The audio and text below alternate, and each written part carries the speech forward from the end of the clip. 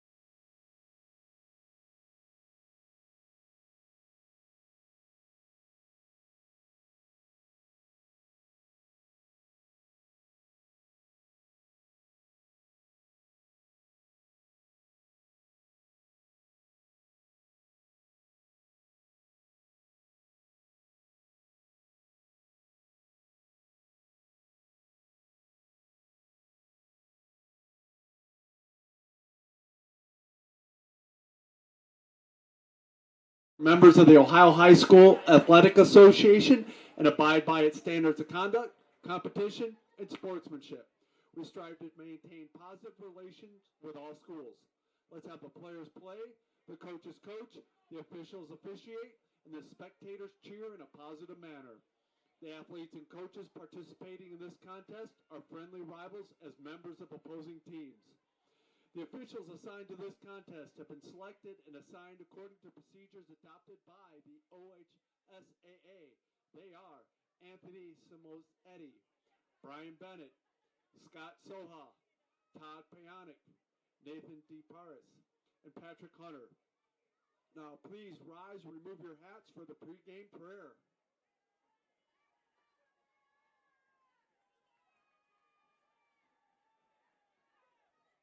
In the name of the Father, the Son, the Holy Spirit, amen.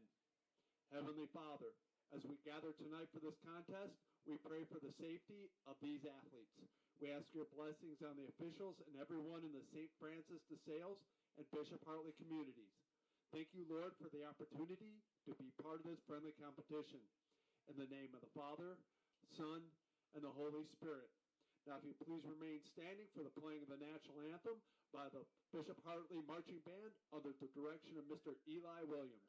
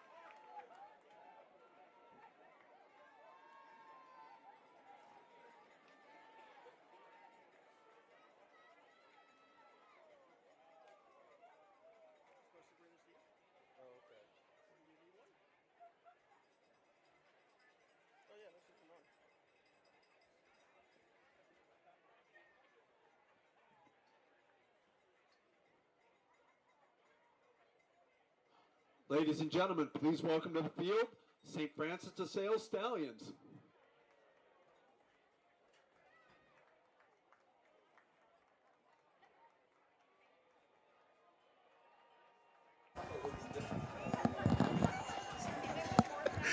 Hello and welcome to Jack Ryan Field for Week 10 of high school football and a great CCL class tonight.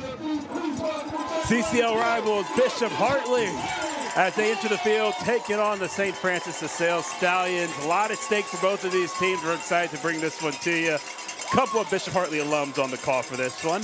Myself, a 2004 alum of this great school, and then Randall Sanford graduated sometime in the 60s, joining us. Oh, I'm sorry, what year was that actually, Randall? That would be 92. Oh, 92. Buddy. I'm so sorry. So sorry. I just missed it by a couple years. We just came out of the era of black and white TV. Oh, that what it was. Okay, yeah, all right. Yeah. Well, it's good to see this one in color. Good to have you with us, Paycheck Limited Trading ABC, our sponsors today. Hawks 5-4, coming off a hard-fought win over Kip. But this is the one they've had circled on for a while because they didn't know if they need this to make the playoff. Obviously want to get a CCL win and some momentum into the playoffs as well. Yeah, so for Hartley, you win this one tonight. You get a chance to make it into the playoffs, and you get an outside shot of having a home game.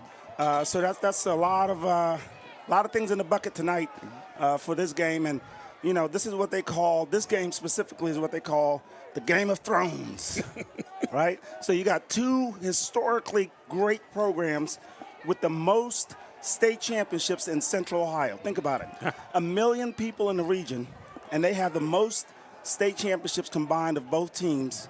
So we've got this Game of Thrones, East Side versus North Side, all this stuff, all the drama, all the things. DeSales coming here, taking over the parking lot and the front lot, putting their flags up, making people walk around them. This is their house now. They claim it.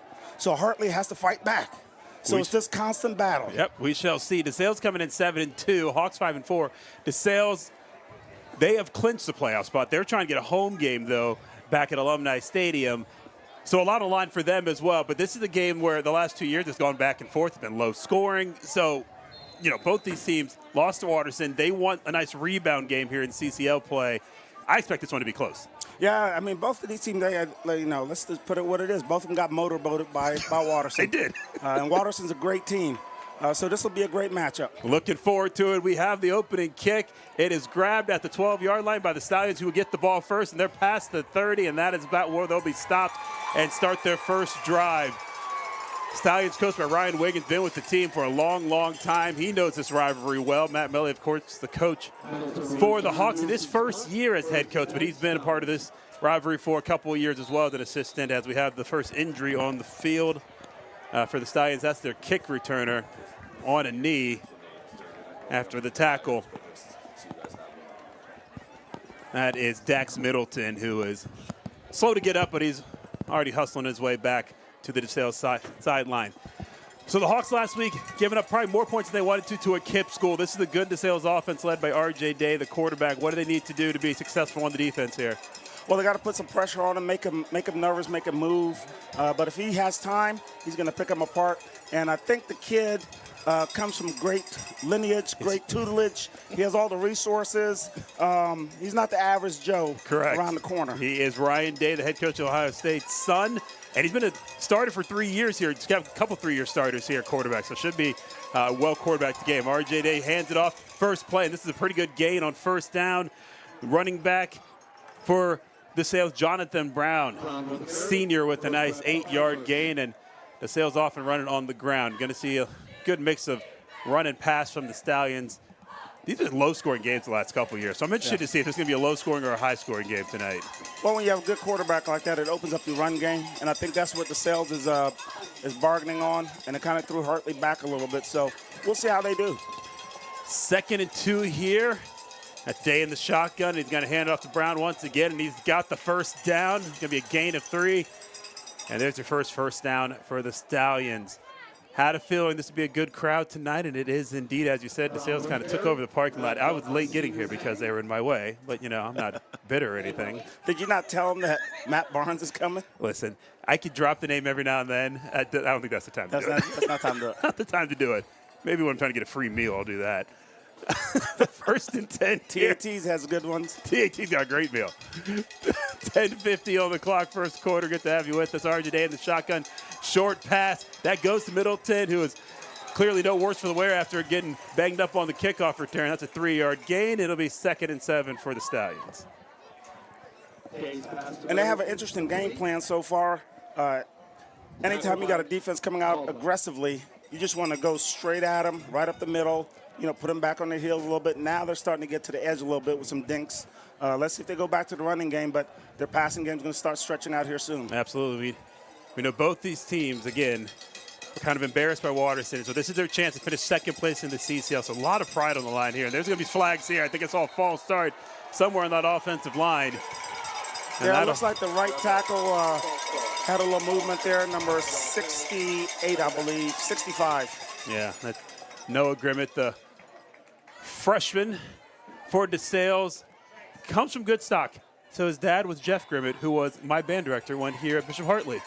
Just saw him cut last week. He told me to give Noah a shout-out. I don't think he meant it on a false start like that, but good to see Noah Grimmett here.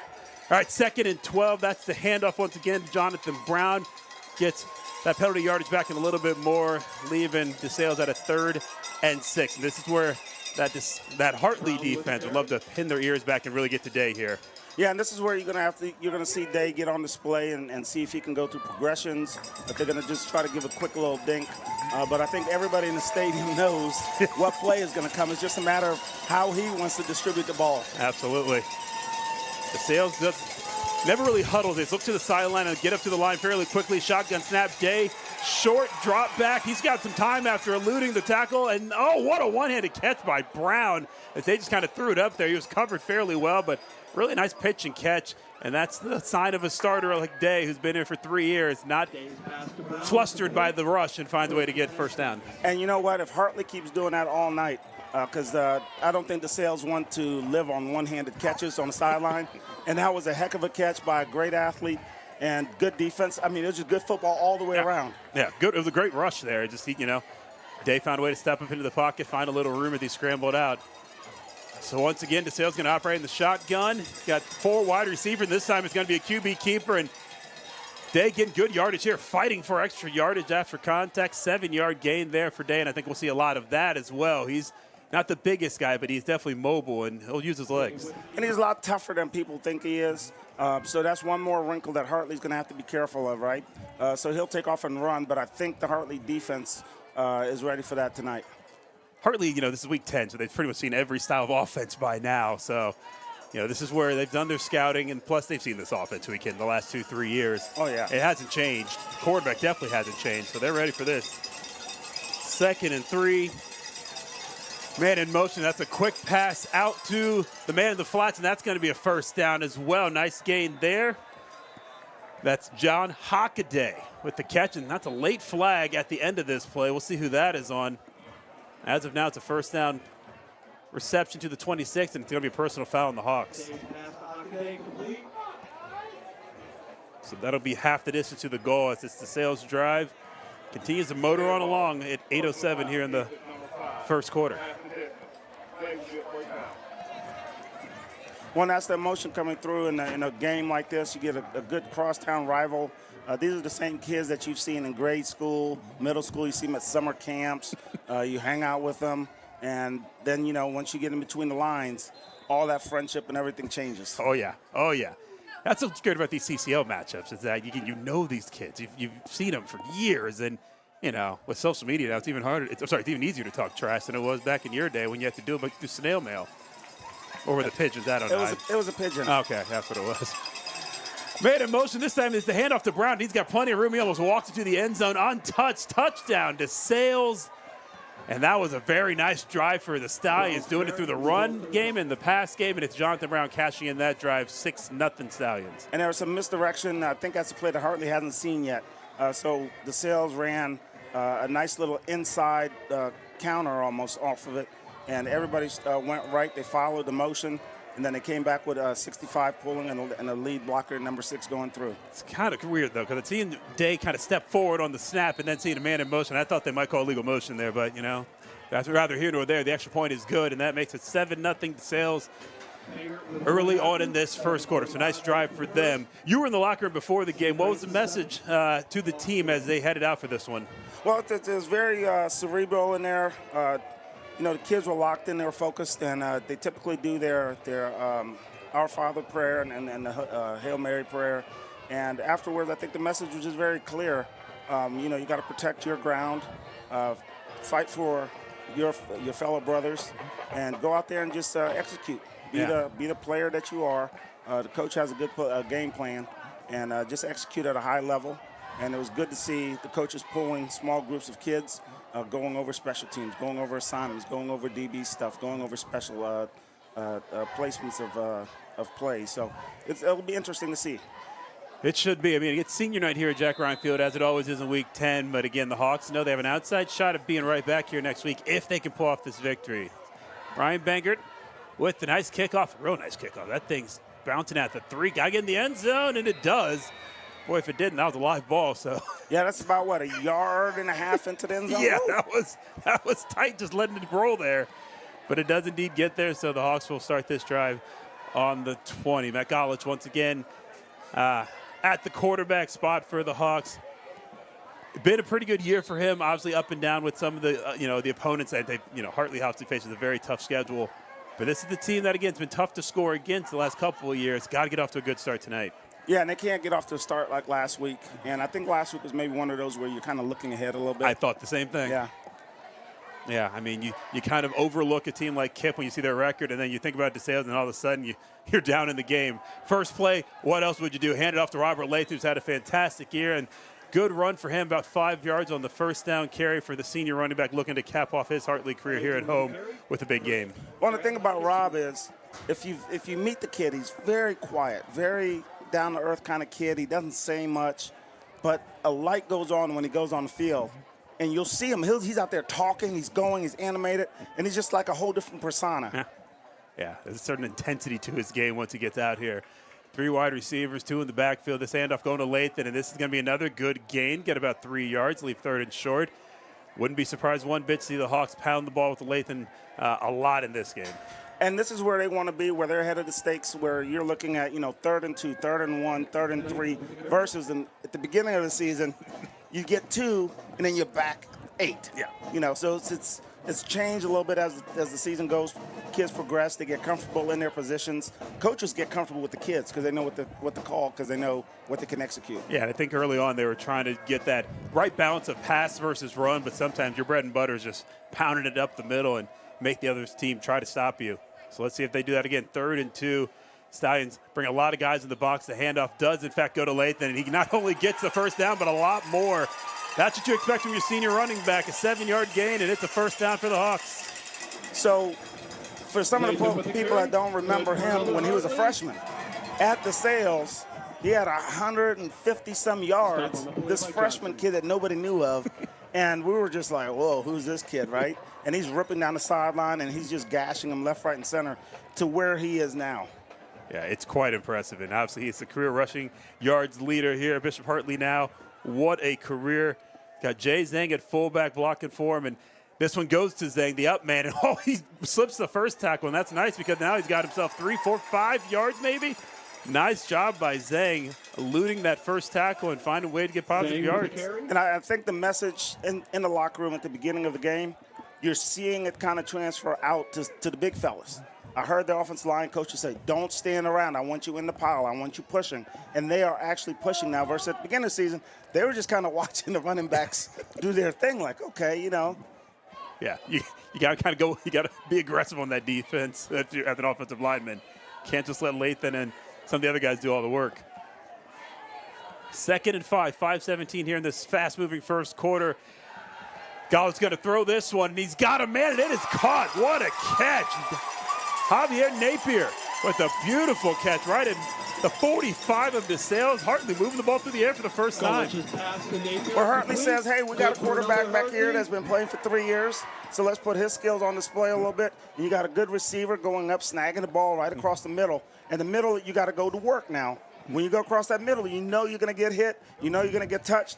Tuck it in and keep going. And what a great job of that O-line, too. Gave Gallups plenty of time to throw that ball. He had no pressure at all, so he was able to fire a rocket. 1st and 10 from the DeSales 45. This one goes to Lathan. Not much early. Gets hit, but again, it's the yards after contact. He turns what could have been no gain into a gain of 2 as a senior finds a way to make it 2nd and 8 now for the Hawks.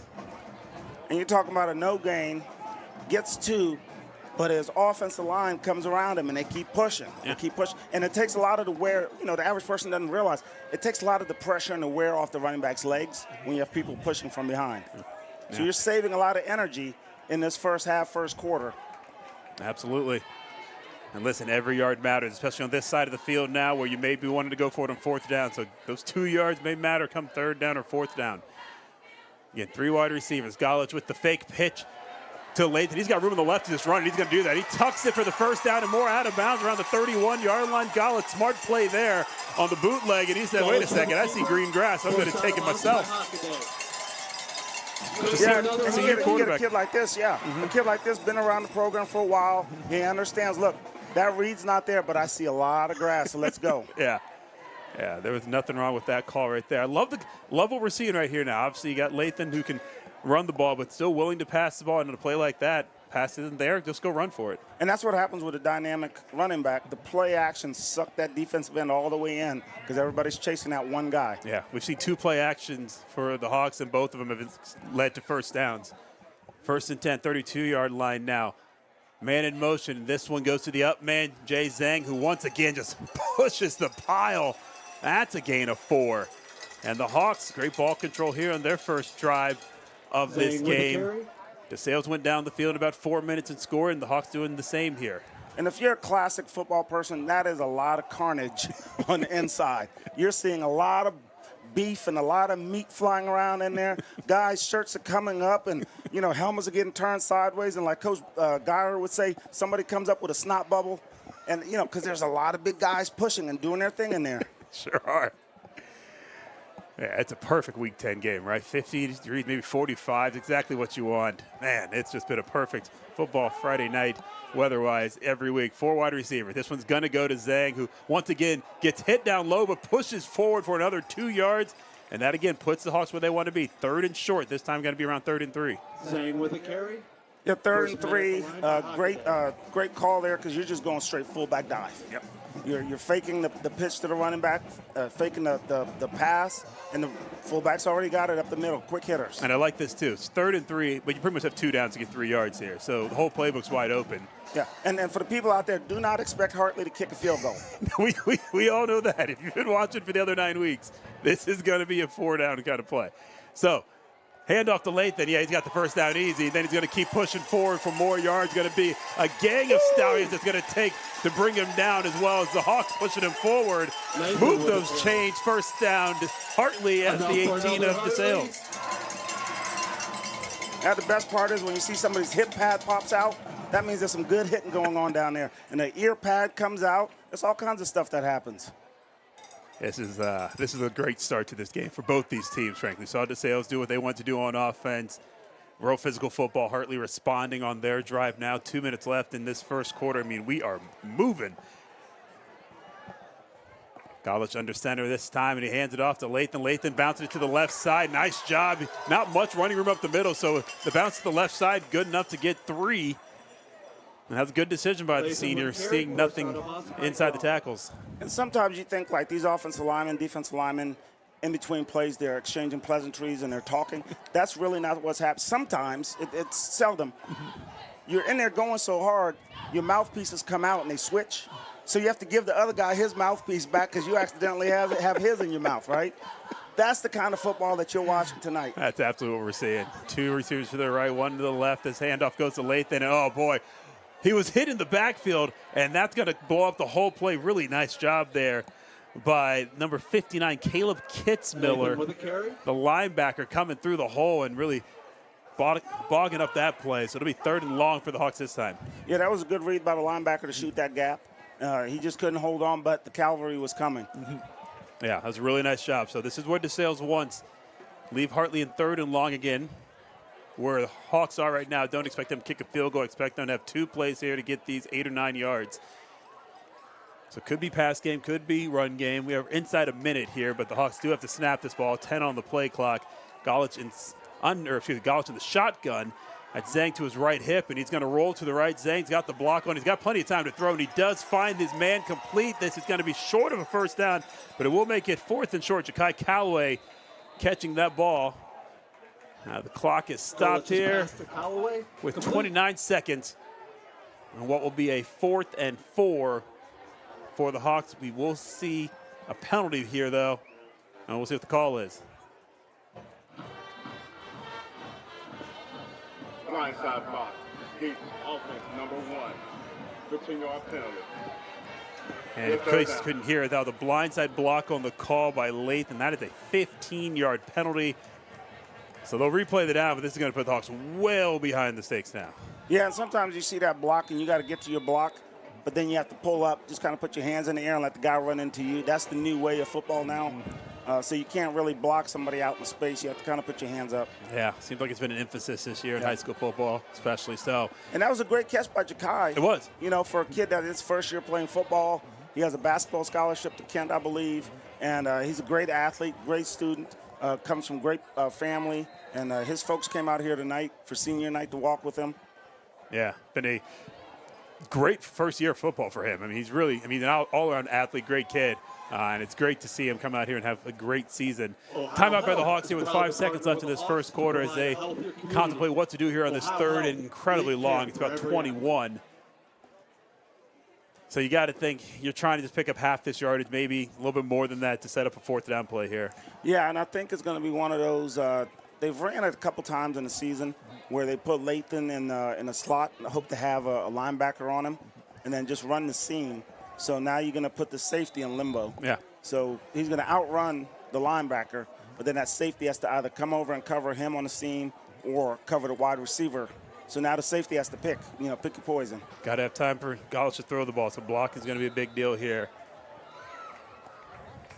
This DeSales defense that has given up many points, besides to Watterson, when they gave up 42, and then Hamilton-Baden, who they gave up 38. But again, those are the same two teams Hartley gave up a lot of points to as well in losses. So, again, both these teams facing some tough competition. Gallus waits time to throw. He does step up.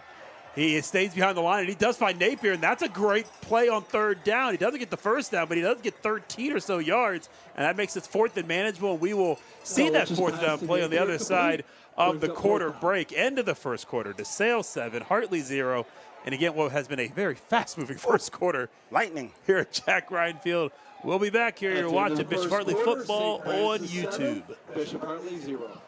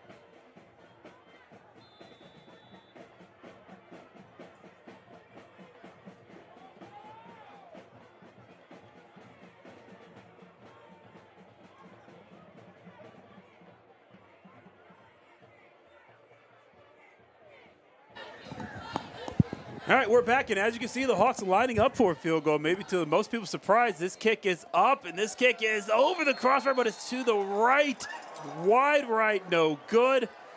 A kick from Brady Newsome, long enough, but not accurate enough. So the Hawks, instead of going forward on 4th and 7 with the offense, go for the field goal. It is no good, and DeSales will get the ball for their second offensive possession after this.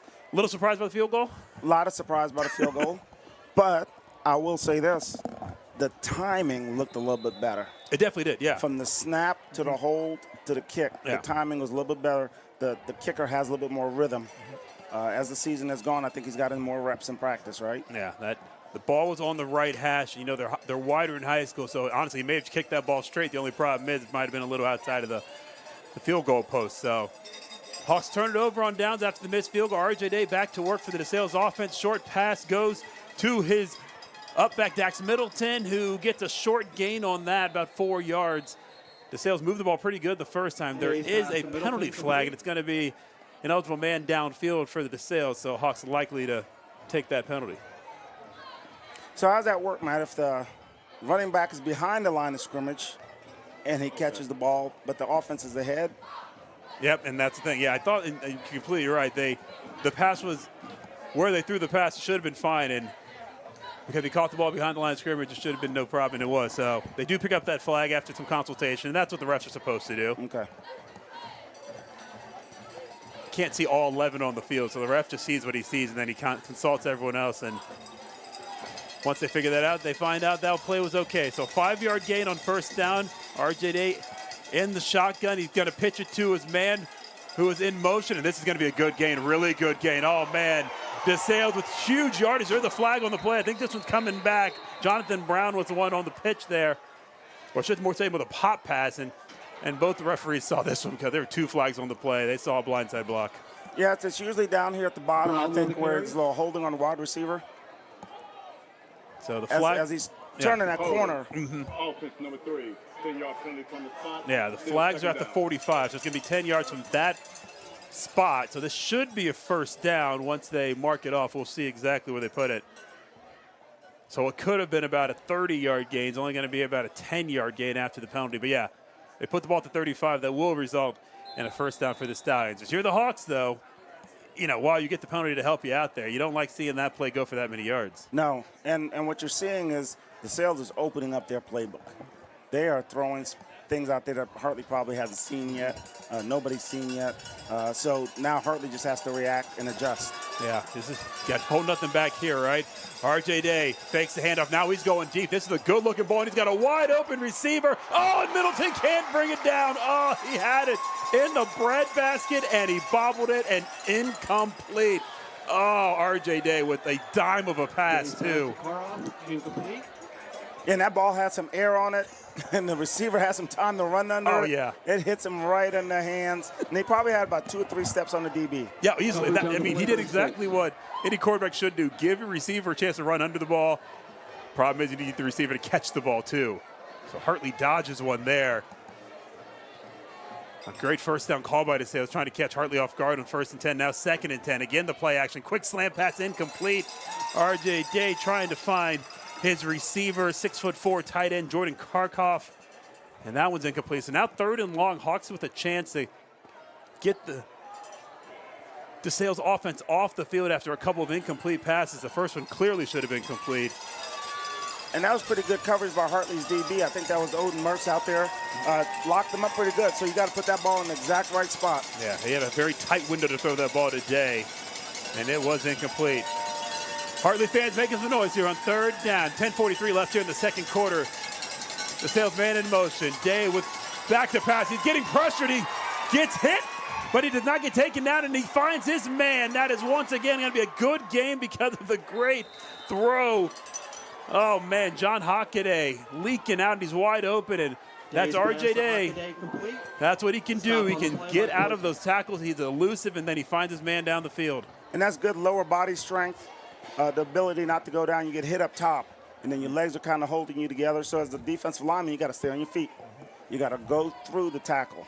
37-yard gain there. So the Hawks had him in the grasp, but you got to bring Day down completely. Could not do it that time, and it pays off for the Stallions. 1st and 10, 28-yard line of the Hawks. R.J. Day off to a fantastic start. And that's going to be a false start there on the Stallions, so another mistake. Penalties piling up on this drive for the Stallions here. Second one on the drive. Offense, number 57, 5-yard penalty, still first down. That's Gavin Mager, the left tackle, who flinched early. Yeah, 6'2", 230. That's a lot of flinching for a senior, right? Yeah. So that he's moving. Once he gets a little flinch, he's going. So on the first drive, the Stallions were running the ball a lot with Brown. This one, they've been going through the air, a lot of play action.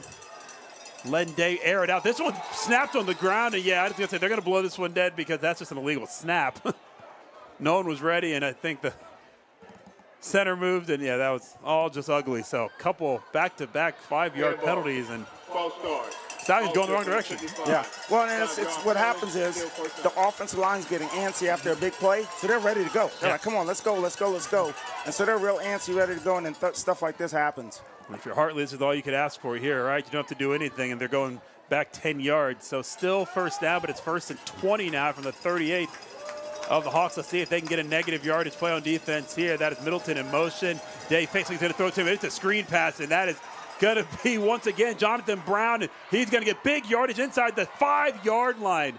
Oh, they set that up beautifully. The Hawks aggressive on the D-line, and it hurts them because Brown leaked out and had, what, 3 guys in front of him. Yep, and you're 1st and 20, so your defensive line, you're like, all right, let's go. Let's go get him. This time I'm going to tackle him, right? And then you're like, I got a clear shot at him. Well, there's a reason. Yep. It's a screen. Yeah. Day was just waiting for the perfect time to dump it off to Brown, and that's about a 34-yard gain on what was 1st and 20. So now 1st and 20 turns into 1st and goal. DeSales looking to take a 2-score lead. Day goes under center. He's got 3 in the backfield, hands it off to Brown, and he's going to waltz it to the end zone. Touchdown DeSales, and they pay off this drive that had its fits a little bit with the penalties, but some massive plays. 1 to Brown, 1 to Hockaday, and the Stallions cash in with a touchdown. And that's just old school full house. You line them up, 3 in the backfield, and we're going to come on one side and go. Extra point here from Ryan Bangert, the junior kicker, up and through. And with 8:50 to go here in the second quarter, it is DeSales 14, Hartley 0. So Hartley defense still trying to find their footing against this DeSales offense. Had some nice plays, but got to avoid that big play. And DeSales had a couple of them there that really made that drive go. Yeah, and Hartley's offense was moving the ball. They had a nice little pace to them. They were getting good yards, good plays called. You get one little hiccup, and that pushes you back, right? That gets you into that 3rd and 8 that you didn't want. Yeah. So 14-0 DeSales as the Hawks now will try to respond. They almost did on that first drive. Again, they missed the field goal. If you're just joining us on the first drive, drove it all the way down inside the red zone, and then Brady Newsom just hit one wide right on about a 34-yard field goal. So now we'll see if the offense can get moving again. Here is the kick. And we have flags already. That's going to be an offside on the kick, so this one's going to come back 5 yards, and we'll re-kick it again. That's Elvis Castro Alvarado, who is the kickoff specialist for DeSales, so not the man who kicks the extra points. Last time he barely kicked it into the end zone. It was a little dicey. Thought the Hawks were going to leave it on the ground there, like pick it up, but this time you got to expect there's going to be some kind of return as they now kick it from the 35.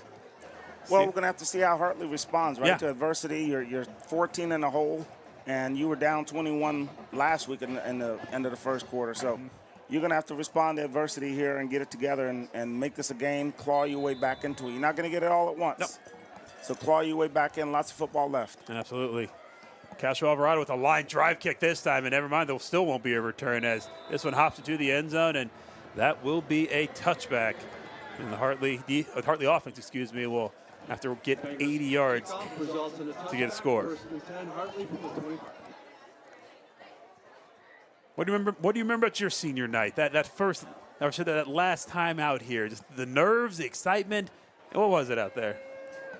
No, ours was a little bit different. Ours is the Northland reincarnation. So you know how Northland Beechcroft got canceled? Yeah. And then Beechcroft had to forfeit? Northland, we played them the beginning of the season, and we just ripped all the way through the season, #1 in the state in computer points. Come to find out they had an eligible player, so they had to take all of our computer points away. Oh, no. First down play here. That's going to be a dump off to Lathan, and that's a nice move by him.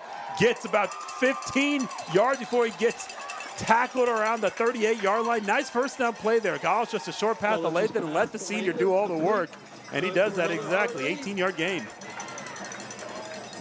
Yeah, Matt, so we find out that we lost our computer points. We're probably not going to make the playoffs. We got to fight our way, and we play a rival in Reedy. Of course. And we were mentally out of it. They motorboat us. Oh, no. Oh, it was awful. Oh. It was awful. That's where high school kids, that's what happens, right? 4 wide receiver. Gallatin fakes the handoff to Lathan. He doesn't go anywhere. Nice tackle there. Once again, by the DeSales defense. Caleb Kitzmiller, who made a nice play on the first drive, makes a nice play there. Loss of 1. And that's a good, honest play call by Hartley, where you got to keep the defense honest. But the DeSales defense, they read it, they stayed honest, and they stayed in their places, and they made the tackle. Yeah, we saw that play action work for Hawks a couple times in the first drive. Doesn't work that time, as then they all keep their assignments, Kitzmiller especially, probably that QB spy that time, bringing down Galich. So 2nd and 11 in the shotgun, 3 wide receivers to the right, that the Lathan on his left hip, and it's going to be a pass, short pass to Napier. His pass is deflected, though, and falls harmlessly to the ground, but that will leave a 3rd and very long. Hawks just trying to pick up a short 5 or 6, but that's not going to work that time. Yeah, and this is the exact spot that they don't want to be in. They can't afford to be in. They're not a 15-yard completion team. Yeah, downfield passing, they can do it. Galich has the arm to do it, the athletes to do it, but not where you want to be, for sure. So let's see. Do they try to get all 11 here? Maybe do a short pass, let these athletes find a way to get the rest of the yardage after the catch. Same formation. You see 3 to the bottom, 1 to the top. Lathan in the backfield. Let's see if Matt Galich can make a big play here on 3rd and 11. He's got time, and he's got an arm. He's throwing this deep. The defender right on him, really well defended. That pass was incomplete to Jonathan Cordy. Really, really nice defending. Isaac Otudankwa was down the field. and that made that pass nearly impossible to be completed. So. And he put it in a place where only his receiver could get it, right? That's what I was going to say. The smart throw in terms of it wasn't going to be intercepted. It was just going to be a catch or incomplete, and that's really good coverage. Yeah. But now we come to the play that's been a bit of a bugaboo for the Hawks, the punt. When your running back is your punter. Yeah, it can be dicey. Now, Lathan has put the boot on it pretty good sometimes, but it's a matter, can the snap get to him? This time it does. Really good snap, and that's a pretty good boot. That's a line drive and should get a Hartley bounce, and it does.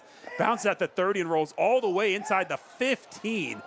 So that's about as good as you can get for Hartley right there, as that ball is downed inside the 15.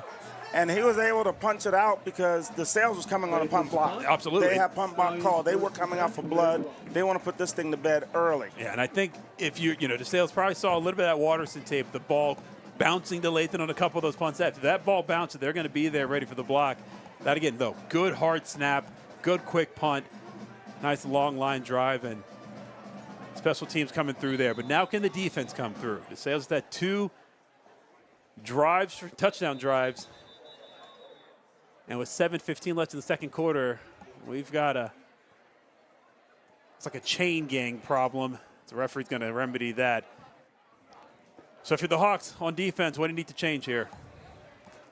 Well, you just got to tell your defensive line they're doing a great job on the rush. They really are.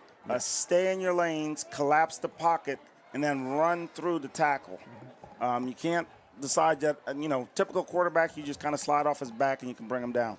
You have to have both hands on him and drive through the quarterback to make the tackle. Yeah, we're seeing, Day's such a mobile quarterback. Obviously, you get your hands on him, get him. But at the same time, are you worried about being too aggressive on the pass rush, or do you want to keep that aggressiveness? No, Key, you have to keep the aggressiveness on the pass rush. And now the counter to that is DeSales. They'll just do a whole bunch of dinks, and that slows down the pass rush. Yeah. So just throw a whole bunch of bubble screens, a whole bunch of outs, and that slows it down. Throw a quick slants, that slows it down. Yeah, well, we saw that screen pass that was the perfect play against that aggressiveness that you saw from the defensive line on the last drive. That was a big 34-yard gain for Brown. So DeSales definitely has Hartley thinking on defense of what to expect here. But again, this is what you thought you might get. RJ Days, obviously, Dad knows a little bit something about offense. And then he's been doing this for 3 years now. He's comfortable with this offense. And that's what high school football is all about, right? It's not so much the best players, it's the players with the most reps. Correct, yeah. The more reps you have, the more starts you have, the more comfortable, the field all of a sudden becomes smaller, the lights aren't as bright. Completely agree. Day this time's going to hand it off, and this is a really good gain here. That's going to be John Hockaday, I think it's who it was who got that ball. And that was Hockaday indeed, yeah. About a 4-yard gain, maybe 5, and a good first down gain for the Stallions. We'll actually call it 6 yards for Hockaday, make it 2nd and 4. 6:50 and counting in this second quarter of this CCL matchup. Shotgun snap. 4 wide receivers, Day going deep. This man's not really open and almost intercepted, but instead was that a catch? They are calling it a catch, and that is impressive. Blake Donnelly bringing it down. He was pretty much just covered by Camden Caldwell, but used that frame to bring that ball down. And that's one of those where only your guy can catch it or it's going to be out of bounds. Yeah. Only your guy. But I think he missed his read. He had number 2 streaking down the middle, right up the seam. So he had 2 choices. Yeah. Well, Caldwell had good coverage, but again, really nice catch by Donnelly, 6'1", 190-pound senior. RJ Day put it in a place where only his guy can get it, as you said. So 1st and 10 at the DeSales 46. See if the Hartley defensive line get any pressure. Day's had some time to throw on this drive, and he has time again. Look at him just standing in the pocket, throw to deep. This was way too long and will fall incomplete. But if you're the Hawks, you want to get more pressure on Day. That's way too much time for him to sit back and throw and scan the field. Yeah, and I think the best part about that is I'm not going to get to the sack, but what I am going to do is I'm going to impede his vision. So Hartley has some pretty tall defensive linemen. They got their hands up, and that's what caused that ball to get so much arc and air under it, and he overthrew it. Yeah. Pass. What's going to Karkoff is big target, 6'4". Had a nice catch earlier in this game. So now 2nd and 10, 6:03 left here in the second quarter. And Day's going to hand this one off to Brown off the right side. He goes off tackle, and he will get about 5 yards as the Hawks bring him down. Nice job by Matt Melly Jr. And that'll bring up about a 3rd and medium. Yeah, that's a good open field tackle, because if not, he's getting that corner, and he probably has about 15 on that play. Absolutely. So let's see what DeSales decided to do this time. Got to think this is a passing down. In fact, it will be. He's going to be empty backfield. Day in the shotgun. It's going to be a QB draw, and will he get it? Yes, he will. He's going to get that and much more. Melly's going to bring him down, but after about a 15-yard gain, and R.J. Day says, forget the throw. I'm just going to run for my own first down. Take it up to the Hartley 32. Well, that's, it's a wildcat is basically what that is. So you're man-on-man on the inside. You make the first guy miss, and you got that seam, and you can go. Yeah.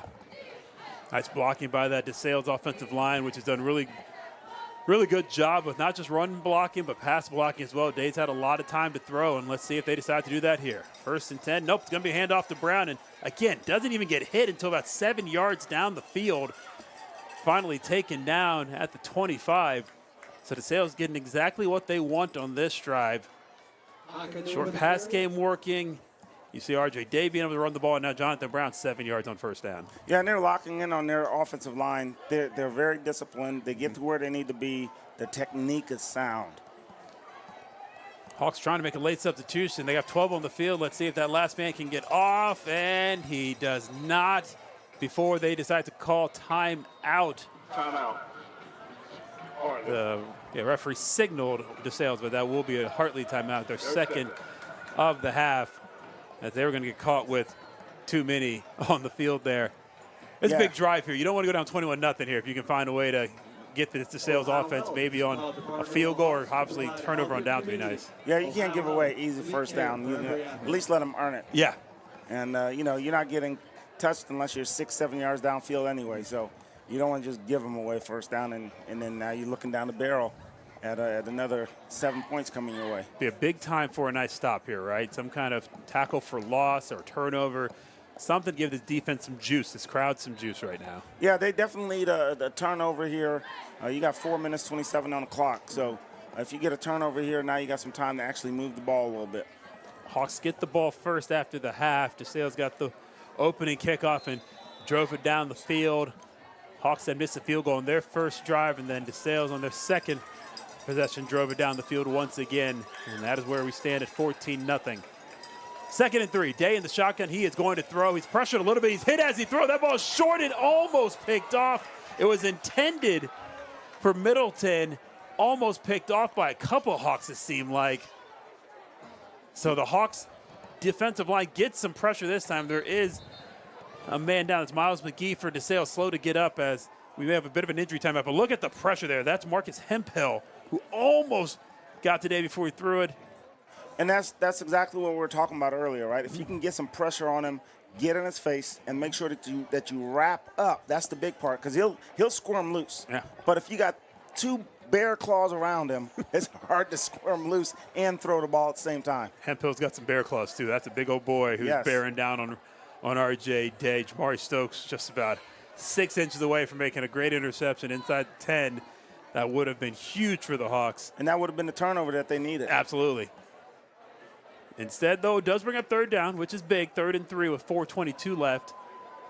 As, again, that's McGee who's getting attended to on the field here. The junior left guard for DeSales.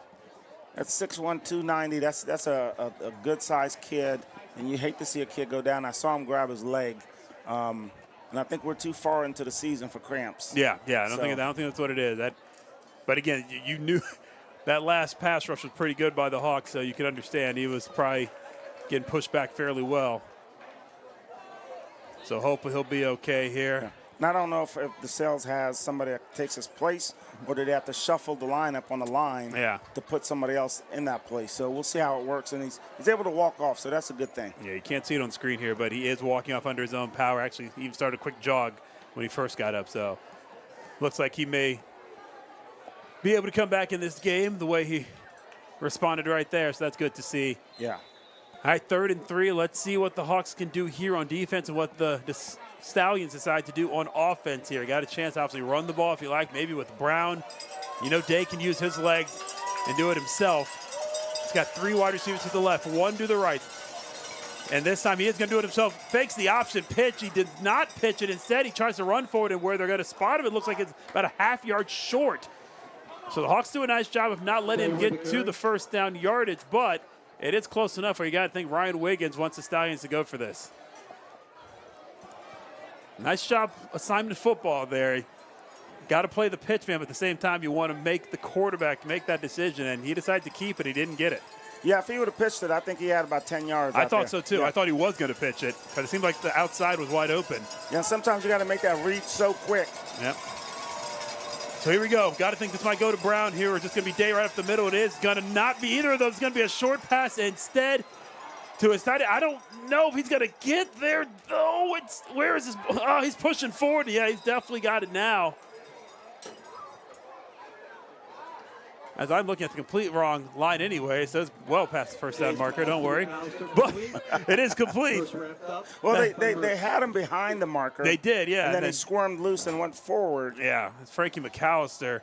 First catch of the day is nice call by DeSales there. Everyone's thinking it's going to become some kind of run with Day, but instead they have McAllister kind of leak out there. Nice blocking down the field by Middleton, and the Hawks wrangle him down, but not before he gets that big first down with 3:12 and counting if DeSales tries to run out this first half by adding some more points. It looks like DeSales is going to call a little timeout here. Yep, absolutely. There's 1 on the play clock, and they were not ready to go. So with 3:02, first timeout for the Stallions, who, again, if you're them, you're just trying to run out this clock, take it to the halftime break up 2 or 3 scores. They are doing what they want to do on offense right now. Right. And I think the key for Hartley's defense is you have to have 4 guys just create havoc with the rush. Mm-hmm. And DeSales knew that rush was coming, so they gave that little swing pass as the counter to that, right? Yeah. So now we're going to swing pass to the counter. Now your linebackers have to scrape, your safety has to run alley and fill, and they just couldn't do it on that last play. Absolutely. So I'm thinking if I'm DeSales, I'm running the flare again as a fake, and then behind it run a post because that safety is going to creep up thinking he has to come alley fill. So that might be something that they're talking about. Yeah, the Hawks have to be careful not to load the box too much because Day is such a prolific thrower of the ball. DeSales kind of bringing it a little bit tighter on this play, and Day is going to hand it off. That doesn't go anywhere. In fact, this is going to be a loss of yardage. Absolutely nothing for Kharkov, trying to find a way to get something, I should say, inside the tackle, and gets absolutely nothing. Hemphill among the group of Hawks in there for the tackle. And Hartley's defense didn't fall for it. Didn't fall at all. There was a lot of trickeration, a lot of movement up front with keys. They stayed sound, they read their keys, and flew to the ball. So that'll bring up 2nd and 11, 2:30 to go in this second quarter. Day shotgun snap. He's going to pitch this one out, and this is going to be a good gain. It's not going to be a first down exactly. That's Jonathan Brown, who once again finds positive yardage. Not sure if that was a lateral or forward pass. Either way, it's going to be a 7-yard gain and leave 3rd and short. DeSales again does not huddle up. He looks at the sideline, wait for the call. 2 minutes to go here in this second quarter. And that Hartley front 4, got hands on hips. They're sucking a little bit of air.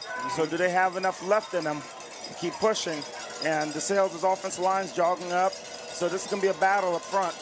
Let's see if RJ Day decides to use his legs this time. 5 on the play clock. They're really bringing it down. Day instead pitches it to Brown, this time on the left side. And he is going to push forward, and they are going to call him short of the line to gain. He had to get to the 9, and they've got him marked around the 9.5. So half-yard short, and it'll be 4th down, 1:27 to go, and the clock is ticking, 30 on the play clock. They can get this down well inside a minute before they decide to snap it, or maybe call timeout and decide what they want to do. So 4th and a short 1. DeSales up 14-0. They could kick the field goal. Got a good field goal kicker. He can easily make this. But something tells me they want to try to cash this in for a touchdown. Ryan Wiggins has already gone to the referee and said, I'm calling timeout with 1 on the play clock. So we're just going to let this count down. And the clock will stop on this timeout, called at 54 seconds. Timeout. And this is good for the Hartley defense, so now they can regroup, get some air back in, get some water, and then come back out, because if you're DeSales, you've got all these weapons at your disposal.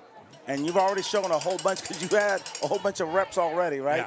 Yeah. They've controlled the game on offense. This is Hartley's chance to make a statement right now, right? I mean, it's going to be 4th and 1. Here's your chance to get the big stop. Even if you don't score in this half, you now put the momentum back on your side, get your offense on the field after the half, and make this a one-score game. Right, and I think DeSales is a running back. If I'm DeSales, I'm running back, because he's done a great job falling forward. I haven't seen him getting hit going back. Only time I've seen that is when they try to run a little trickeration, and Hartley was having none of it, blew up the play. Yep. But once he gets the ball, gets ahead of steam, he's always falling forward, and you only need a yard. So I think that might be the go-to guy. I would completely agree. I'd give the ball to Brown. You only need like this half yard. All the tackle for losses have come with little misdirection or trickeration kind of. So they're going to go big package here. He does have a fullback in front of Brown. Day under center. He does give to Brown. Oh, he gets stopped short. He's at the 10 and going the wrong way. Short. He's absolutely short. The Hartley defense comes up big. Oh, the big hog mollies on the defensive line. Got all the penetration, and the Stallions probably regret that move now with 49 seconds. Turnover on downs. Oh, man, I wish. Got to see a replay. I want to give some love to the Hartley defenders who really blew that play up. There is a man down for DeSales. That is their center, Jaden Amalaman. As he gets attended to. Oh, man. He got pushed bad. Brown had nowhere to go. No, and there, like I said before, there's just a bunch of flesh on the inside in there, and they're just kind of pushing and pushing and pushing. And I said Amalaman, the center, is down on the field. He is getting attended to. If you saw that replay, he was the one getting absolutely pushed back. I think that was Jake Beatty among the athletes for the Hawks that was just pushing the DeSales offensive linemen, who have been great today. Yeah. But they got no penetration for them at all. I mean, again, it's a battle of the line of scrimmage, and Hartley won that one. Well, I tell you what, Jake's parents are going to be proud tonight. They were his escort this evening for senior night. His mom, Tracy, and his dad, James, and his sister, Reese. And Jake's been playing football for 10 years. Mm-hmm. So he's got a lot of reps. He has a lot of experience. Oh, yeah. The ups and the downs and the sideways stuff that happens. And he's a great young man that's going to go serve our country, and he's going to the Air Force to play some football. Love that. Go play for the Falcons, and they'll love plays like that, whether he's on the O-line or defensive line. You get that kind of penetration on the big 4th down play like that. Right. Take that all day. That's why you get those kind of offers from the Air Force Academy. And most importantly, they're going to get a really, really amazing kid. He's a great academic kid, comes from a great family, a loving family, and he's surrounded by people here at Hartley who have the same attributes. So they're getting a great young man. Multiple-year starter for the Hawks, too. So he's one of your veterans, one you count on that O-line and D-line to make a big play, and he does just that. That's the kind of momentum-changing play the Hawks needed right before the half, too. Absolutely. It stops the bleeding, because now, like you said, DeSales could have easily kicked the field goal. Mm-hmm. Now you're 17-0 in the hole going into half, bleeding out, right? Yeah. You just had a whole bunch of momentum. You got 49 seconds. I don't know what you can do with it. I only have, one timeout left? Yeah, both teams with one timeout. So I don't know what you can do with it at this point. Do you just run the clock out? Just matriculate it down the field a little bit, go into half, regroup. Yeah. I'm taking a knee and going to the half, but I guess you could always hand it off to Robert, see if he can do one of his patented 90-yard touchdown runs. But to me, nothing wrong with taking a knee and getting this ball or getting this game to halftime. They will instead hand it off to Lathan. He goes off the left tackle. It's a good gain here, don't get me wrong. He's heading out of bounds. That'd be about a 6 to 7 yard gain. Did you say 6'7", Matt? 6'7" yards? 6'2", 6'7", No, 6'7"? I'm not doing this. I am so tired of that already, considering it means absolutely nothing. Oh, at least all the lingo we had is when I was a teenager or a kid all had a meaning. This one doesn't even have a meaning to it. What was the thing in your day, Matt, that you guys used to say? No, I mean, like, what's happening? Yeah, I don't know. Is that your thing? What was rad or tubular? I don't know. Stuff they said on Saved by the Bell. Second down and 4. 41 seconds. The clock stopped. They do hand this one off to Lathan again. He goes off the left side. This one, He is tackled inbound, so the clock will roll. No need for a play clock. Latham with a carry. The Hawks will decide whether they want to take another snap or not, as we're inside 30 seconds here. Oops, did I do that? Is that one of them? That was one of them. That's Yeah, one of them? Mhm. Okay. That was Steve Urkel, Family Matters. Okay. I don't know if it was he said it. I don't know if a lot of us said it. I didn't know if you said it or not. That's what I'm It asking. was the coolest thing to say. Urkel wasn't the coolest. Stefan Urkel was cool. Stefan. Yeah. Doesn't look like the Hawks are going to snap this one more time, so it is going to be 14-0 at the half. It could have been worse. Could have been 21, could have been 17, a 3-score game. Instead, 2-score game, go to the locker room. Your defense is feeling good now. Your offense, which knows it can move the ball, just needs to do it and punch it in, gets the ball at the start of the third quarter. And their offense was one play away from actually scoring, right? And then they had a penalty, pushes them back. So now you're in 3rd and 8 or whatever it was, and it just kind of threw everything off. But they were moving. It's like DeSales had their backs against the wall, and it looked like they're going to punch it in, but then that one penalty throws you off. They really did. So we shall see. We've got another half football to play. It is DeSales 14, Bishop Hartley 0. Don't go anywhere. We've got a great second half of football coming your way. But before that, the Stallion Band's going to play, and then the Bishop Hartley Band under the direction of Eli Williams will play as well on the Senior Night at Jack Ryan Field, Week 10, CCL Class. The Stallions and Hawks will be back here on YouTube. You're watching Bishop Hartley football. That means Bishop Hartley brought in 10,016. Bishop Hartley won the CCL competition.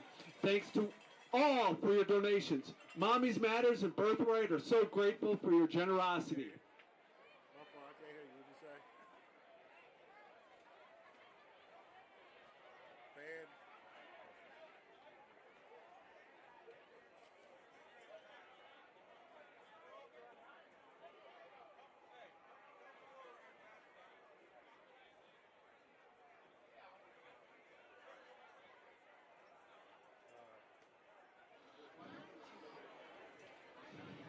Ladies and gentlemen, please welcome the pride of the Stallions to the field for our special halftime show.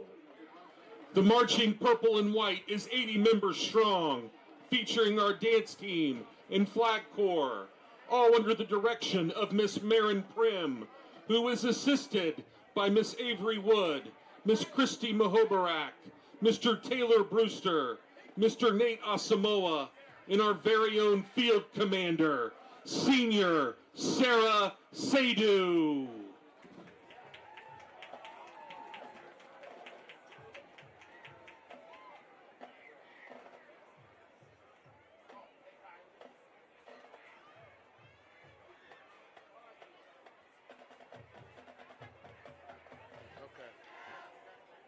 Field commander, is your band ready?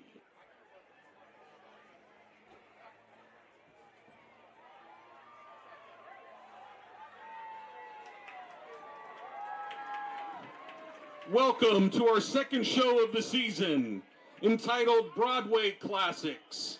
Tonight's show begins with the classic tune, Phantom of the Opera. Watch out for the Phantom.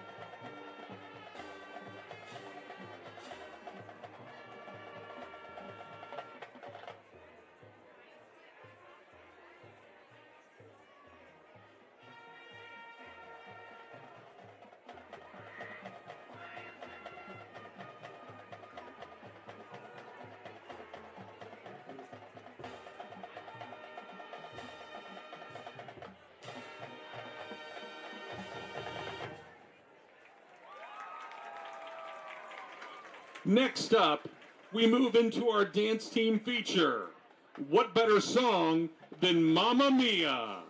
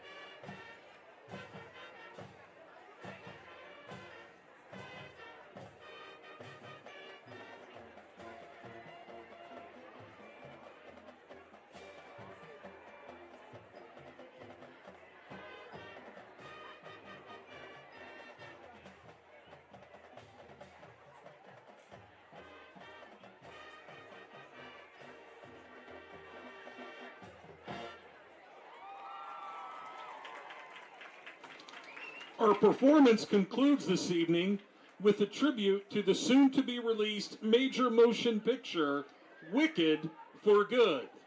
Watch these stallions defying gravity.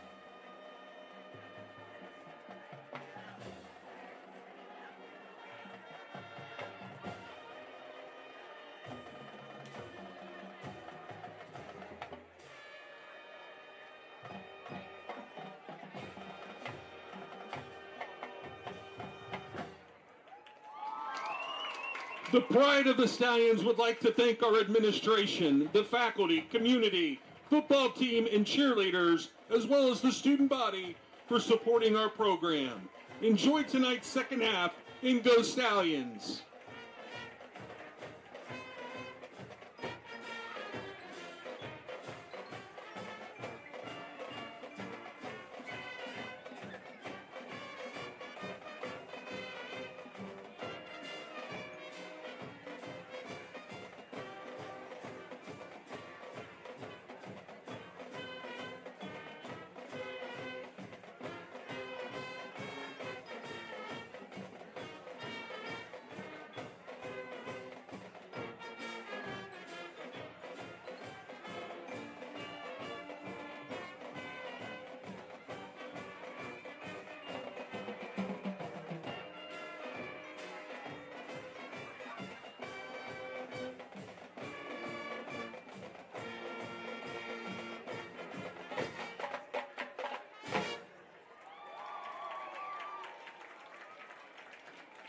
All right, as we get ready to swap bands, 50-50. If you have a red ticket, 236-5734, please come to the press box. Red, 236-5734.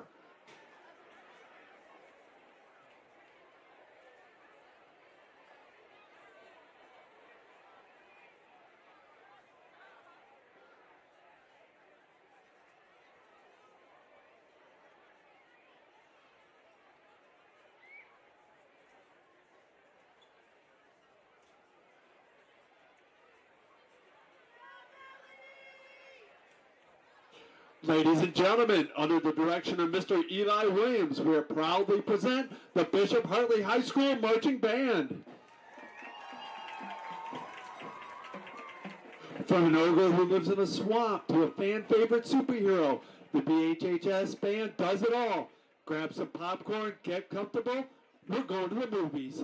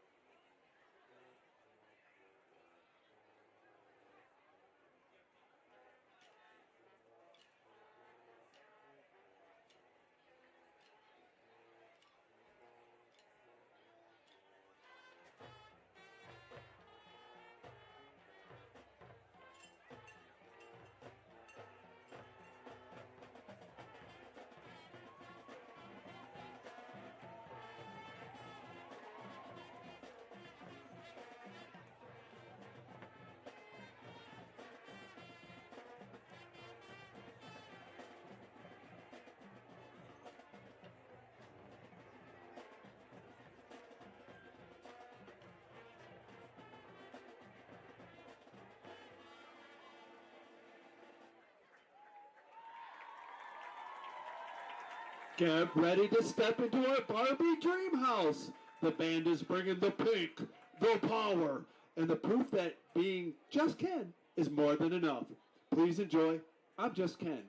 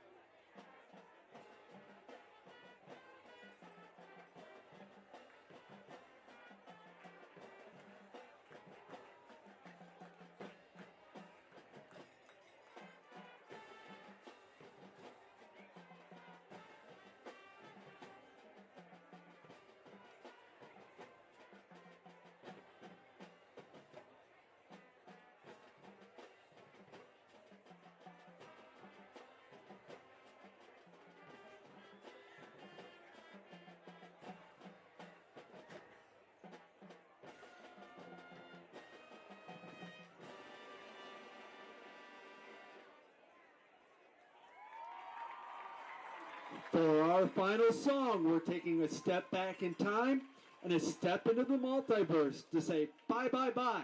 As seen in the 2024 summer hit Deadpool and Wolverine, this is NSYNC's Bye, Bye, Bye.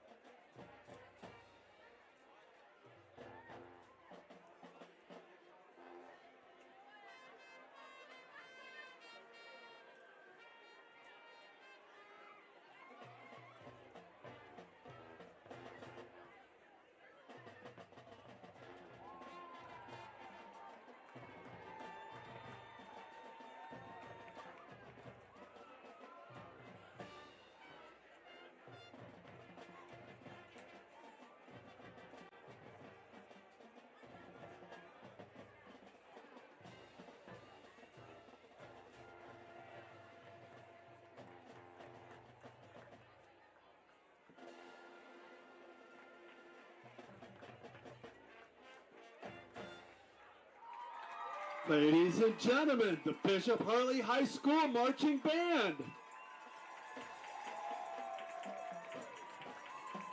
Just to let you know, the Bishop Hartley Marching Band is selling merch. You can find a table north end of the stands near the concessions. All right. And that was the Bishop Hartley Marching Band, led by Eli Williams.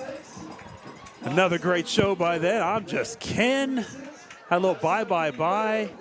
Smash Mouth All-Star, great show by them. Getting better each and every week. Love to see them out there. Did you make some requests out there, Matt? Is that why the lineup was like it was? It was very much like I was in high school. It did make me feel good. It did.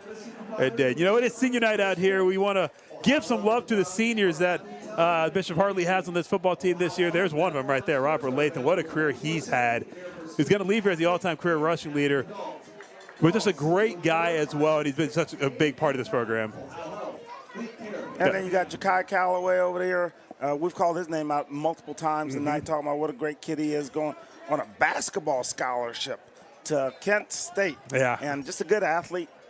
As the OU Bobcat, he's not happy about seeing him go play for the Golden Flashes, but I am happy that he's going to continue his athletic career. Jamari Stokes, proud son of Arnett, Michelle, his grandpa, grandma, elder grandma, whole family excited for him. He's been playing football since the second grade. How about this? Going to attend college, study kinesiology. Ooh. That's a good major right there. Proud of him. That is a great major. That's a lot of class time. Yeah. And then you got Marcus Hemphill, the big fella, making it happen constantly.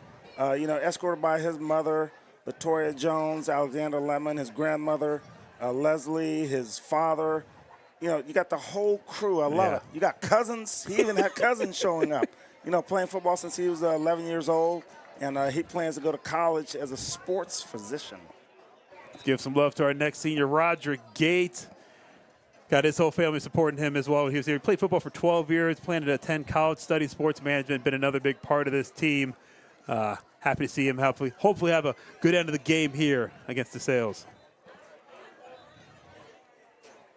Yeah, you got the big fella right there, King David Beatty. Look, King is just a nice kid. He is a good kid. He really is a great kid, has a great motor on him. His family came out to see him, and he's been playing for 8 years, want to get into physical therapy, and hopefully he can go to OU. They have a great PT school. They do have a down good there. PT school. I completely agree. Number 12, Matt Golich, man, he's been a 3-year starter for this team at quarterback, and boy, he's just been a rock for this football team. Really improved each and every year. Been playing for 9 years, but he's gonna play baseball in college. That's his plan: study chemistry and go to PA school. So, congratulations, Matt. Great career here with the Hawks. And you got Matt Melly Jr. there. So my question is, when Mom's escorting him, which is his mom, Melissa. Dad has to come out, so he has to stop what he's doing and come out and join the family. But I'm sure that's one of the things where I'm going to stop doing what I'm doing because this is my kid. That's I have right. to do what I need His to moment. do. Vanessa comes out as the sister, and Alec. I mean, they've had a nice family there coming out to see him. Matt's been playing football for 9 years. And he plans on attending college after Hartley and study forensic chemistry. Here's Laurent Golden, played football for 4 years. His plans after high school are undecided, but really proud of him for the career he's had. We'll keep going with these seniors. Go a little faster. I don't want to miss anybody Go here. ahead, Matt. Got Jeffrey Ndegwa as well. Played for 4 years with the Hawks. Plans to study physical therapy. Congrats to him. Who we got next? That's should say Caleb. No, that's Caleb Allen. Yeah, that's Caleb Allen. Excuse me. Yeah, plans to attend college, study business. Congrats to Caleb. Next man, boy, what a career he's had. Jay Zhang, been playing all 4 years. I can name his whole family, but I'm going to run out of breath to name it all of his brothers and sisters. But shout out to John and Shelly, his parents. They have been fantastic to this Bishop Hartley community.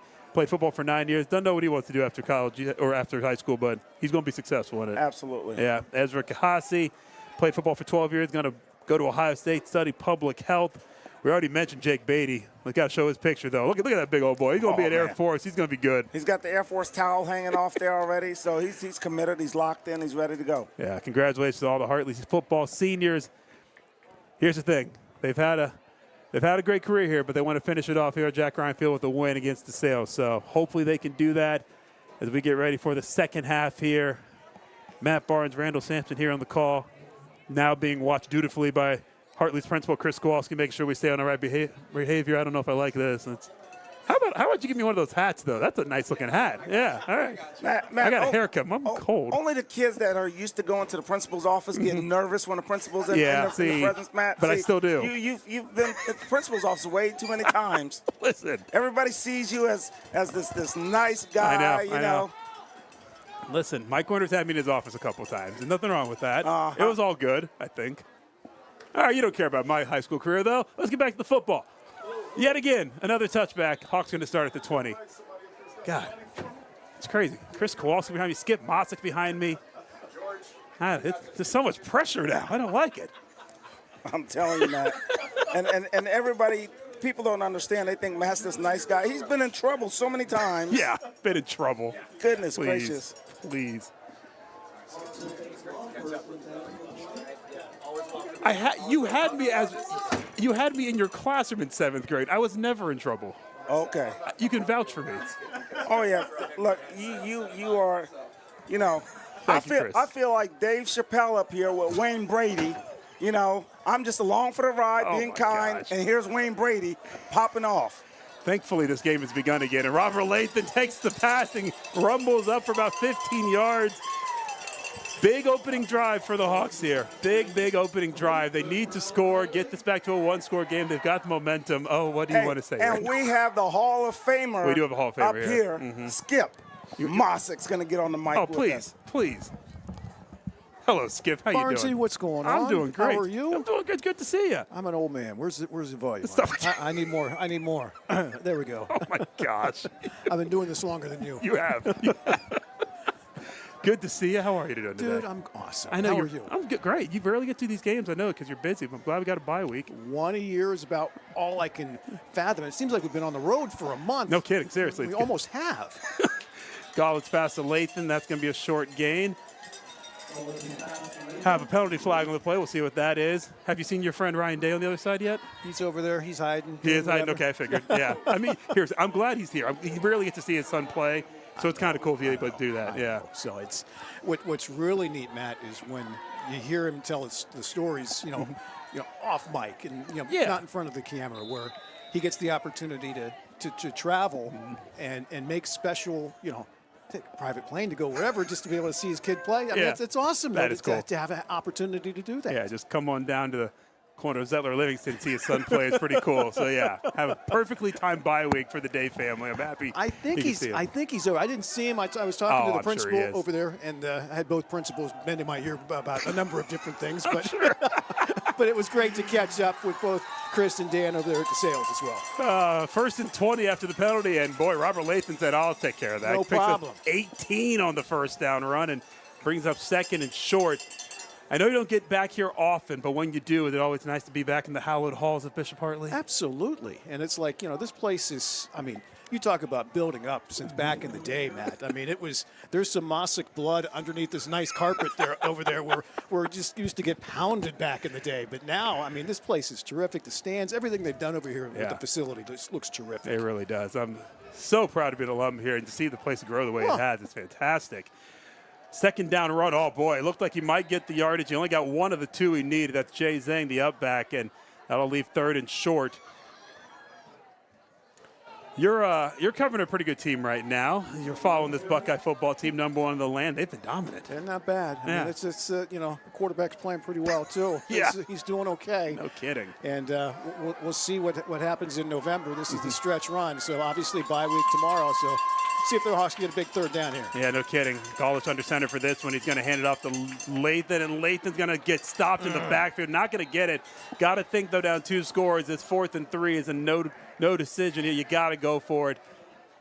You still got the horses in the backfield to get these 3 yards, but it's going to make it a little tougher. You've been watching these guys most of the year, Matt. What's been the story as far as when Hartley's been successful, what's worked, when they haven't been, what hasn't worked? It's got to be the run game. Starts with the run game. If Lathan can get it going. That O-line's been good, but not great in some games. They are passing the ball much more this year, and you had a feeling when Coach Melly took over, they were going to be willing to throw the ball a little bit more, and they have. But if that run game going, it really sets up the pass. And tonight it just hasn't been completely all there. We'll see if they can get something going here at college. Again, he's able to sling it, and he's got weapons. 4th and 3, big play here. They are going to pitch it wide to Lathan. He's got a long way to go to get that first down. He's got to get to the 45, and he stopped just shy at the 44. Oh, and that is a big-time stop for DeSales as they get the ball inside Hartley territory, already up 2 scores. You knew the Hawks wanted to get that first down bad to keep this drive alive, too. 14-0, and again, it's just a matter of holding them like they did at the end of the half. Just keep them out and then try to get something going offensively for them. Absolutely. Now, I can't remember. When you were here, did you do a little announcing or anything like that? I did. I actually knew that answer. But. Back in the day, it was, and somewhere those tapes still exist. Oh, are there? Okay. Somewhere, somehow, you've heard of the old MBS. That's what it was. Really? We painted a guy's car. We put MBS on Mossick Broadcasting System. Oh, boy. See, you had to ask. I did have to ask. First down pass completed to Dax Middleton. Good for about a 5-yard gain. Now, remind me, the 4 years you were here, how good was the football team then? We were not very good. Really? Okay. I know Hartley had some down years, so those were those years. Yeah, that was, yeah. Okay. Thanks for bringing it up. We mentioned the blood underneath. It was real. It wasn't from gaining extra yards. It was from getting pounded. Fair enough. It's funny. Look at the long legacy of Hartley football. I mean, there's been some great years, state championships, obviously, things like that. Come on, Barnes, I was a guard. Oh, I mean, it's like, come on. Listen, I didn't play. I can't give you grief on that. Nice job with Hartley defense there. Needed a good stop on 2nd down, and they get it. No gain there, so it'll bring up a 3rd down, maybe even lost one. As this Hartley defense tries to get a 3 and out here, get that offense back on the field with 9:15 or so here in the 3rd quarter. It's nice to see the recent history, though, of this team constantly making playoffs, though, isn't it? And really being a force in Central Ohio. Yes, and it's going to be interesting to see, depending on how this one plays out, as far as what those final numbers are going to look like come tomorrow night. Yeah. As of now, it looks like they'll be pretty good to be in the top 12. But, boy, if they get a win here, they could be right back here at Jack Ryan Field. That's a short pass from Day, and, boy, he is just on target once again. That catch to Blake Donnelly, who had a really nice catch along the sideline earlier.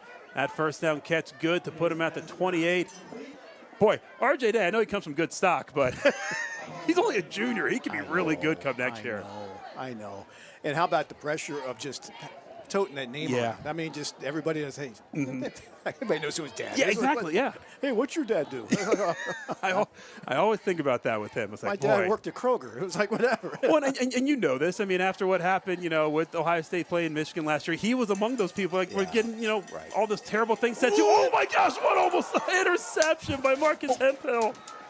Oh, what a play. He almost picked that off. That would have been the play that Hartley needed to really turn the momentum. Instead, it is an incomplete pass, but what a play by Hemphill. Love seeing the senior get up there and make that play. I mean, this was – He'll be thinking about that one later. Yeah, he will. He will, because, I mean, he might have – I don't know if he would have taken it all the way because he had some speedsters behind him, but would have been a nice return and a nice momentum change. But, yeah, I do think about a guy like RJ who, just a high school student, didn't need any of that grief that I'm sure his family was getting, so – I don't think he was getting grief after January 20th, though. No. I think it worked out for him. Look at this. And, he's a pretty good player, as you can see. Like that, Mobile quarterback just takes it right up the gut. The Hartley defense has had trouble keeping him from getting those yards on the QB keepers. Another first down run, and Hawks in trouble here. Really need to get a stop, and it's getting tougher and tougher. They're already inside the red zone. I mean, this is really good blocking by the O-line, too. He doesn't get touched until about 8 yards down the field. Yeah, pretty good player. Pretty good. But that's what you get when you get a 3-year starter in high school football. He knows this offense really well. How often does that happen? Not often. No. I mean, Hartley obviously has that with Golich, and DeSales has that with Day, and he's got another year to go. Day back to pass this time, scanning the field, doesn't see anybody. Little pressure, and then he's going to drop it off. They are going to call that a catch. Wasn't sure if he bobbled that before he got that foot down. Middleton, catch at the 10, 5-yard gain. Looks like he may have stepped out of bounds and came back in. I thought so, too. That's why I was wondering, was it going to be a bobble or was he out of bounds? But, in college football, you get those replays. We get our replays. They don't get to see him down there, though. Let's see. No, okay. And he came down in bounds. Barely. Okay. Ooh. No problem. No problem. 2nd and 5, 7:50 to go. It's going to be a handoff to Brown. Brown going to the right side. He's got nowhere to go. Maybe a 2-yard gain. A cavalcade of Hawks there to bring him down. Did Skip Mossick back in the years have a catchphrase or anything? Was there something that was one of your go-tos? See, here's the thing, Barnesy. Jack Ryan gave me the nickname, okay? Okay. And it was Skip Carey was the voice of the Atlanta Hawks. And I tended to say, to borrow Skip's old term, it's cocktail hour for the Hawks. Cocktail hour for the Hartley Hawks to high school. Drinking age was 18 at that time. Oh, okay. I'm sorry. I didn't think about that. Oh, we've got a clock stoppage here. Not sure why. That's not what I thought you were going to say there. No, it's okay. Okay. But point well taken. But then again, 50 years ago, things were a little bit different. Yeah. It was maybe an advocate cocktail hour. Cocktail hour for the Hawks. Yeah. That's the way he would always end every basketball broadcast when the game was over. Sponsored by TT Murphs. Penalty flag on the play. Could be a false start on DeSales. Oh, those are the days. Oh, I know. Sorry. You asked. I answered. I did ask. I don't know if I regret it, but we got it. That was the catchphrase. Yeah, I do like it. I like it. It was right there. So. Yeah. Yeah, for those of you listening, make sure if you're not watching the broadcast on television or, the announcers are annoying you, just turn on the Ohio State Radio Network and listen to Big Daddy Keels, Jim Lachey, and my man Skip Mossick on those Ohio State football games. Thank you, Matt. Like I said, it's been tough. Yeah. It seems like, the road games have been just piled up. Yeah. And, obviously get a home game next week and then, at Purdue right after that. So right back on the road. So it's like. And your road games are a little further away now these days, too. The new Big Ten. Yeah. Nothing like going to Seattle for a road game. Yeah. And it's more. Conference game. Again. And it's the other sports that makes it really tough. Oh, yeah. It's basketball and talking about baseball and everything, having to go all the way out there to play games. It's and vice versa. They have to come east as well. It's a haul. I feel for them. Those 9 a.m. kicks for the West Coast teams are brutal. All right, let's see if the Hawks can get a big stop here. 3rd and 9. 7 minutes here in this third quarter. RJ Day going to the left. The pass is completed. No. Donnelly cannot bring it down. It's pretty good coverage by Odin Mertz to make it a tough catch for him. So 4th down. Will they bring on the field goal unit? They will. Looks like yes. And this will be a big field goal. See if they can make this a 3-score game. But the Hawks do get the stop they need here. Nice job putting just enough pressure on Day to make this a tough throw on the run. And that's a pretty good throw again, though. Boy, that's on the hands. And would have been caught inbounds. Shout out to my coworker, David DeGuzman from NBC4 on the sideline trying to get that. The kick is up. The kick is good. And that is a nice kick by Elvis Castro Alvarado to make it 17-0 DeSales. Hey, Skip, thanks for stopping by. I'm going to say let the other guy get back to work. Of course. He's my favorite, just so you know. Listen, Randall's my guy. He gets more. Trust me, I need more strokes on the golf course. Stop it. Big time. He's only giving me 3 aside. He needs to be 5. I hear you. That sounds like Randall. Skip, thanks for joining us. Appreciate it. Yep, see ya. No. Be good. I appreciate it, Skip. Oh. The Hall of Famer, man. That's right. Cheerleading later. No. One of the good ones there.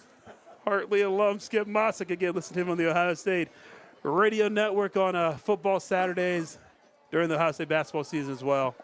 Yeah, and Skip, anytime you come up to Kinsale, I got you. More strokes. Yes. Skip cocktail hour. I did not know that. That's so great. Like Matt, I told you, if you knew Jack Ryan, he gave everybody a nickname. Mm-hmm. Everybody. Yeah. There was a kid, I think I said it last time, there was a kid, he asked everybody, he says, hey, where's Cy at? And everybody said, Coach, we don't have a Cy around here. Who's Cy?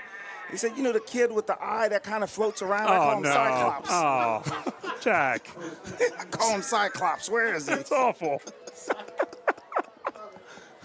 And so he said, Coach, he was an old guy. He didn't care. So he said, where's Rudy? I was like, Coach, we don't have like a Rudy, like Rudiger from Notre Dame or something. No. That one kid with the big booty Rudy's what I call him. Oh, my gosh. I was like, Jesus, Coach. Keep it up, guys. Thank you, Right, Skip. Oh, man. Give Mossick, everybody. Big fan of his. My God. 6:36 left here in the third quarter. Hawks now down 17-0, and they need points. Matt Golich gets thrown down to the ground. Might have gotten back to the line of scrimmage. There is a flag on the play. We'll see if this is a hold on the Hawks offensive line. That would be my guess from when that flag was thrown. And that's usually the area where they throw it. Sure is. Throw it right at offensive lineman. And that is exactly what it is. So that'd be a 10-yard penalty, and immediately the Hawks already in trouble in terms of trying to get down the field quickly and score some points. Yeah, and DeSales put some pressure on him. He had the wheel wide open in Galloway, but when that pressure's coming at you, you don't see it. Yeah. So he was just trying to, squirt loose, and when you do that, you guys hold.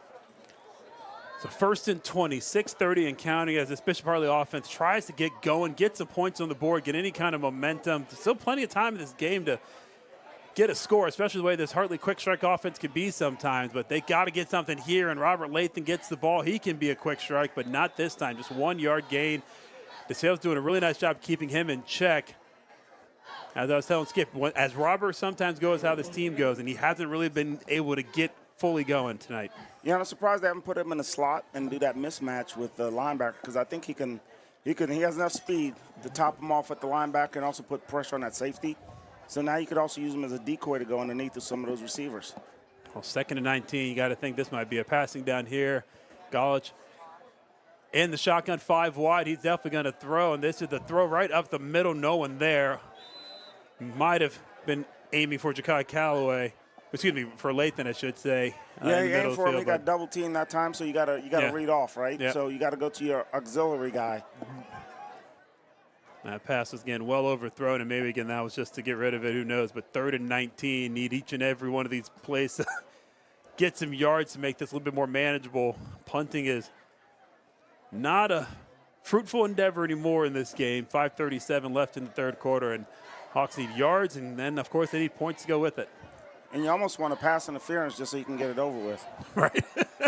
5 wide again. Golich looking back. There's going to be a short pass to Lathan in the slot, and here he goes. He's going to get decent gain here. Again, they had to get 19, and he gets 9. So 4th and 10. Under most circumstances, you think punt here, and it looks like they are going to punt it.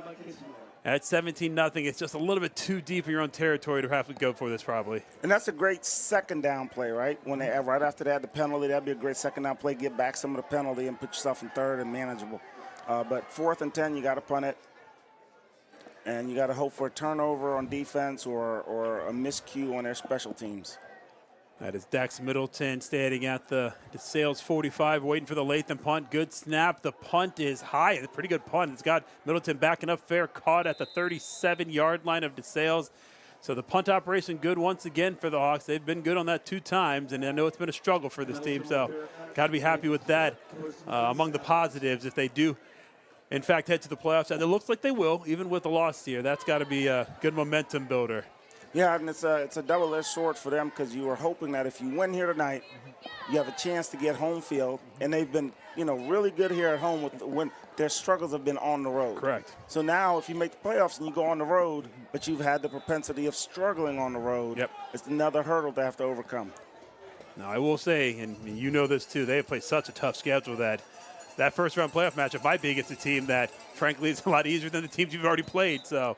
Including this DeSales squad, who they will not see in the playoffs at all. That's a Division II team. They're in Division II Region 7, so you won't see DeSales, but you could see Waterston down the road. Well, Matt, it's like, we were talking about old sayings, like what you guys used to say, what the kids say nowadays. But what we used to say is, this CCL league, it ain't no punk. Yeah. I mean, this CCL, you got to be tough to play in here, and that's why these teams often go deep into the playoffs, because this group in Central Ohio, it's tough. It is, yeah. I mean, Waterston's up 51-0 on St. Charles at halftime. That's how good that team is. 2nd and 5 here after that first down play by Hockaday.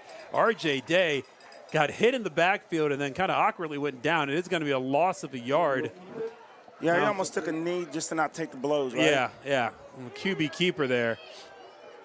So it will be 3rd and 6. Again, if there's a time for a defensive stop, it is now for the Hawks. Had a chance at that interception by Hemphill in the first. Yeah, that's what it was. He almost fumbled the ball is what happened. That was Yeah, King David Beatty, who was swiping at the tackle and knocked the ball loose, and they just had to grab the ball and take a knee to get down. So now 3rd and 6. It'll be the short, quick throw, and it is complete. Once again, they convert. First catch for Carson Camrick, I think. And I love that the Hawks aren't giving up, right? So their defensive line keeps pushing. They're pushing. And we got a guy down, who was that, down 11? That could be Beatty. Beatty. That's Yeah. Beatty. That's King Beatty. David. Yep. Yeah. And he got up a little bit, tried to walk it off and limped a little bit more. So hopefully he's okay.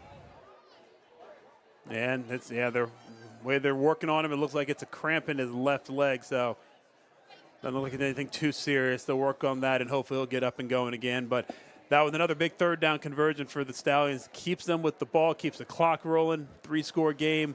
Chance for the Hawks to get off the field and just can't get that big stop they need. No, and you got a kid that has multiple reps at the quarterback position, so he can put the ball in a very specific place. And he's been doing that. So just like this last pass, the kid was basically double-teamed.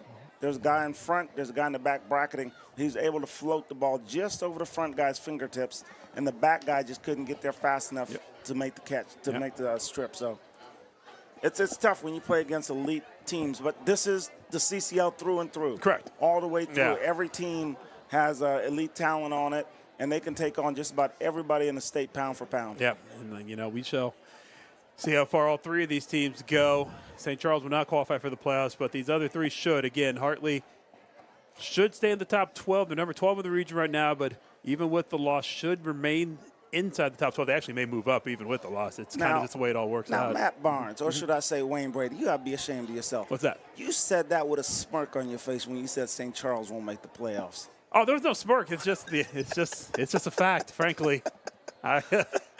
Listen, in the perfect world, I want every CCL team to make the playoffs. I think that's great for the league. I think it's good for history, the tradition, all of that. They're just not where they want to be right now. Not right now. Not right now. They're not right now, and maybe down the road. They've had a couple years of making the playoffs, but it's going to be a bit for them right now. Yeah. So, and they have great facilities, great kids. Yeah. Coaches are great, and they just have to develop that program over there. Yep, the football program's just in a down spot right now. We're seeing Beatty kind of limp off here. Again, it just looked like a cramp, so that's just one of the things you got to kind of work out. But he slowly walks off. And it's great to see him walking. That's the key, right? Yeah. Putting pressure on his foot. Yeah, I'm just happy it's nothing too serious. That's one of those things you can work it out and then hopefully make it back to the game. 3:30, they wind the clock. 3rd quarter action here. And it's a handoff to Brown. Brown been quiet after that first quarter jaunt. And he only gets about a yard here. Remember, Brown was stopped on that big 4th down play at the end of the 2nd quarter. And that was a lot of momentum switch going into the half, because it could have been 21-zip going in, right? Absolutely. And that's what the DeSales wanted. They wanted to push 4th and half a yard, and Hartley stepped up. I'm proud of the kids for doing that. See if they can step up here, 2nd and 10. Day now in the shotgun. 4 wide receivers. Brown on his right hip in the backfield. That pass perfectly thrown. Off the deflection. Donnelly could not grab it, though, but only his guy could get it. But I think that deflection made the timing a little tough. So 3rd and 10. And again, here's your 3rd and long play. Can the Hartley defense get the play they need to get off the field and give the ball back to their offense? And you got to love that. You got defensive linemen saying, I'm going to push, and if I can't get there, I'm going to put my hands up at the very last second and maybe get a tip on the deflection. The DeSales have been very, very good on 3rd down. Let's see if they can do it again. Day on the screen pass to Brown, and this time the Hawks play it perfectly. Really well done. That's LaRon Golden, the senior. There's his senior night play right there. Haven't called his name, but we called his name at the biggest part of the game for the Hawks defense right there. Read that screenplay perfectly, dropped him for a 1-yard gain, and it's 4th and down. And that's the way a screen pass should work. If your defense, you got 2 or 3 guys rushing, and then the rest are peeling back, and then you got guys coming right through and shooting the gaps. I love that. There are 3 blockers ahead, just like there were earlier in the game when that same screen pass happened. This time, Golden says, "You're not blocking me. I'm going right through your blocks." And Brown had absolutely nowhere to go. Nice sure tackle by Golden. So, 4th down. Here's the punt. We already have a flag on the play. Not sure if it's going to be an offense or defense, but this ball bounces at the 20 and gets a DeSales bounce right to about the 10-yard line. We'll see what the flag is. Nice punt, though, by James Partlow. And is this their first time punting tonight? That is their first punt of the night. They've converted every third down except the one that led to the fourth down. That, again, they did not convert at the end of the second quarter. Let's see if this is on. If this is on DeSales, I think you have him repunt this ball. I don't think you want that ball at the 15. See if you can do better than that and make him repunt it. And I think that's what Coach Melly has decided to do. This penalty is, in fact, on the Stallions. So at this juncture, do you try to go for the punt block? I do. Absolutely. I don't think there's anything wrong with letting, go for the punt block. Don't rough the punter. But if that ball ends up, going inside the 10, it is what it is. I think you need to try to make a big play. Yeah, and that's the conundrum, right? You go for the punt block, you rough, and they get the ball back. Correct. Versus, we'll get the ball at the 20, 30, and get moving. Exactly.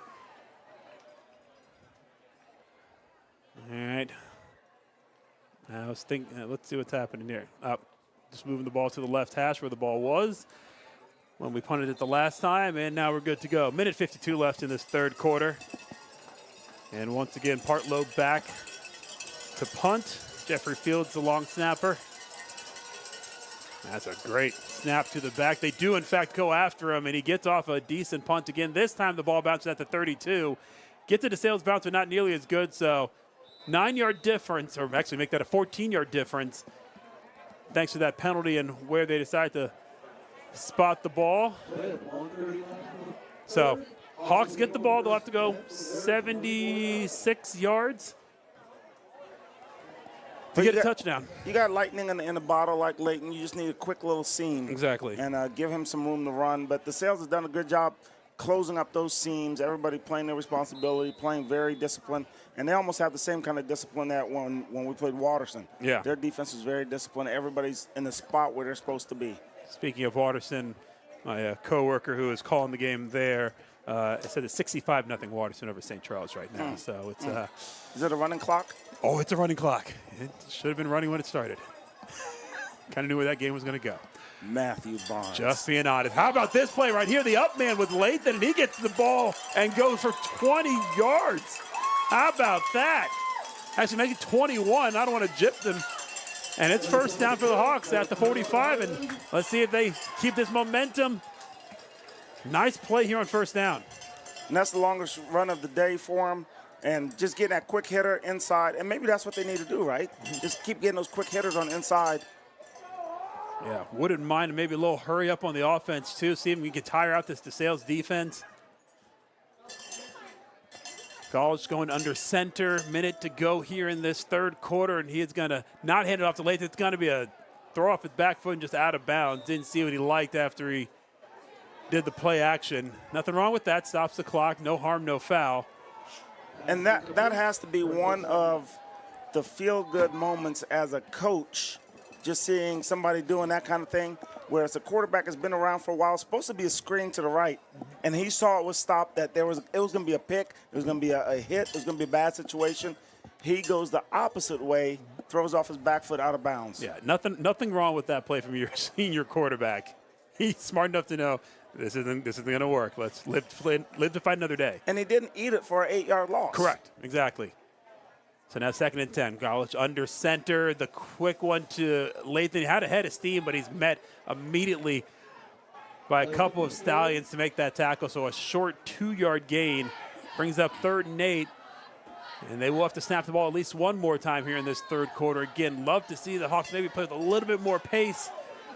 As, again, they're down 3 scores here. Don't want to get out of your rhythm, but at the same time, wouldn't mind getting to a bit of a rhythm with this offense. You got to have some urgency, right? Exactly. Probably a throwing down here. Got 3 wide receivers to the right. He's got good old Bryce Wells, one of his bigger targets here on the bottom of your screen. It's going to be Galt quickly out to Jakar Callaway, and oh boy, he's got nowhere to go. That's a great open field tackle. Incredible open field tackle. Callaway's such an athlete. He can be really slippery, but boy, that's a fantastic tackle by the DeSales defender. Caleb Johnson, 6'1", 195 junior. Yeah. And so before the Hawks decide what they want to do on 4th and 7, we have the end of the third quarter. Bishop Hartley down 17-0, trying to convert on this 4th down and get on the board and make this a game. We shall see after this break. You're listening to Bishop Hartley Football on YouTube. Ohio Health is proud to partner with the Hawks to provide a healthier community. Ohio Health, elite care for every athlete.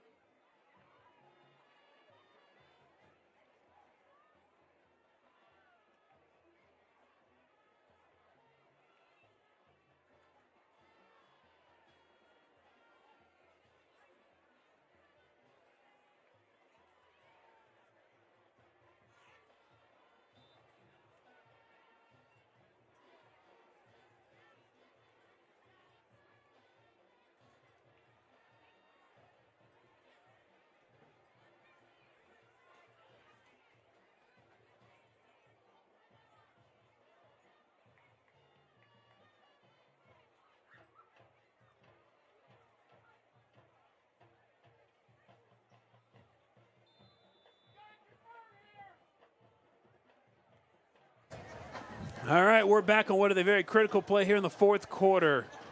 4th and call it 8. Golich in the shotgun. He's going to throw it up. It's high. It's up, and it is caught by Lathan. There's a flag on the play, but got to think this is going to be pass interference. Is it going to be the offense or defense?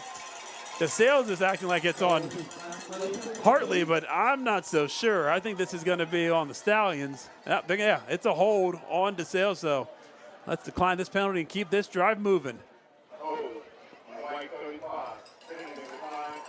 How about that pass by Golich, trusting Lathan to catch that? And this is what I was talking about. Get him in the slot, let him go press up against the linebacker, pass him off from linebacker to the safety. Now it's putting a lot of pressure on everybody, right? He could outperform a linebacker all day long. The safety has to stay true and guard his guy. So I think spreading them out like this really causes problems for DeSales. Ball at the 25-yard line. Hawks again need a score. Golich out to the right side. He's rolling, he's throwing, it's incomplete.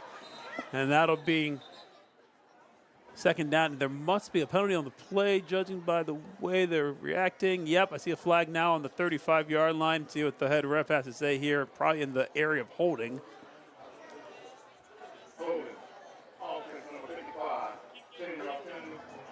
And that one hurts. That is on junior Corey Anderson, and that'll once again make it 1st and 20. You hate those 10-yard penalties, especially on first down. Just really makes it tough to convert after this. Yeah, a little bit of momentum going your way. Now you're back again, right? Now you got to fight and fight and fight. And this is what happened at the very beginning. Absolutely. They were driving, looking like they're going to score, then the penalty hits, and then everything stops. Especially the 10 to 15-yarders. They're just drive killers. We'll see if the Hawks can overcome this one. 3 to the left. 1 on the bottom of your screen at the Lathan in the backfield next to Golich. He's got time to throw, and he fires one to Lathan, and he is hit immediately after catching that ball. Nice job. Good hit there by Isaac Otudankwa, 5'9", sophomore. Gets the stop there. It is a gain for Lathan of 4. And it's one of those you turn around, and then boom, you're hit. I mean, he's right on you. What was that, number 16? No, 16, excuse me, Evan Dreher. Yeah, Evan. Give Evan some love instead there. Yeah, right when you catch it and the guy's on you, that's good defense. Sure is. 10:53 and counting, fourth quarter. Hawks trying to find a way to get on the scoreboard here. Golich hands it off to Lathan on this 2nd and long. He is getting dragged down by his shirt. Would not let go is Frankie McAllister. If he did let him go, that might have been a touchdown because it was over. Yeah. He had nothing but a head of steam. Watch him just hang on for dear life. Yep. Once he gets past that one last wave, it's just, and I think he has him by the pants. Yeah, not even the shirt. That is the pants. All right, a gain of 8 though, so it is 3rd and 8 here. It does make this a little bit more manageable. We got 2 downs to pick this up. Again, trying to get this touchdown. Golich passing. It is a bullet, but no chance to be caught there. That's Isaac King, who is the intended receiver. 4th down now as the Hawks really up against it now. And Isaac started the year off hot, had some really great catches, and then just slowly over time, he's kind of gone out of the game plan.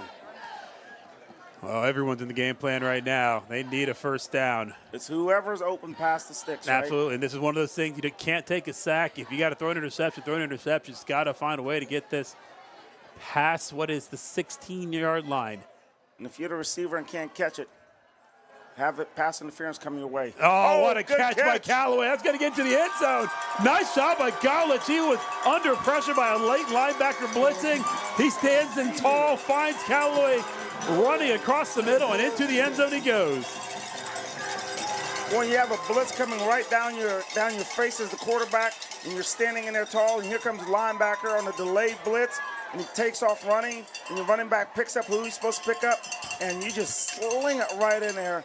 And you're talking about inches. I mean, just on the outstretched hands of that safety too.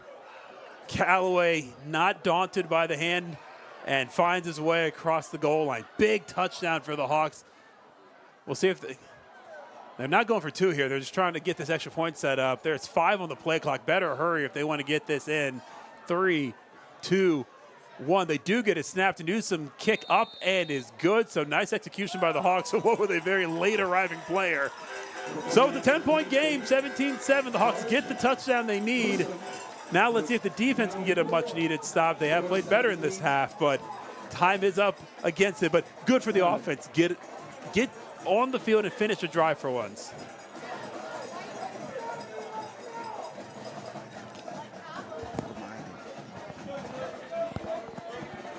So 17-7.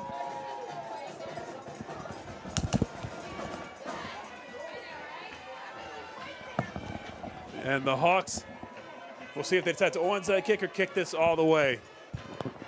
Want to talk about one of our legacy players, and boy, how about this man? You can't think of many better Bishop Hartley than maybe David Key, class of 1986. Just look at the records that he has or had. Some of them he's lost over time, but third all-time leading rusher, second all-time leading scorer, and that longest TD run of 94 yards versus Bexley in 1985. You see all the other accolades on the bottom right. What a player he was here at Bishop Hartley. Oh, yeah. He went up to University of Michigan School up north, ended up having a great career, All-American there, and played for the New England Patriots back in the day. He had a great NFL career, and now he's local doing key body.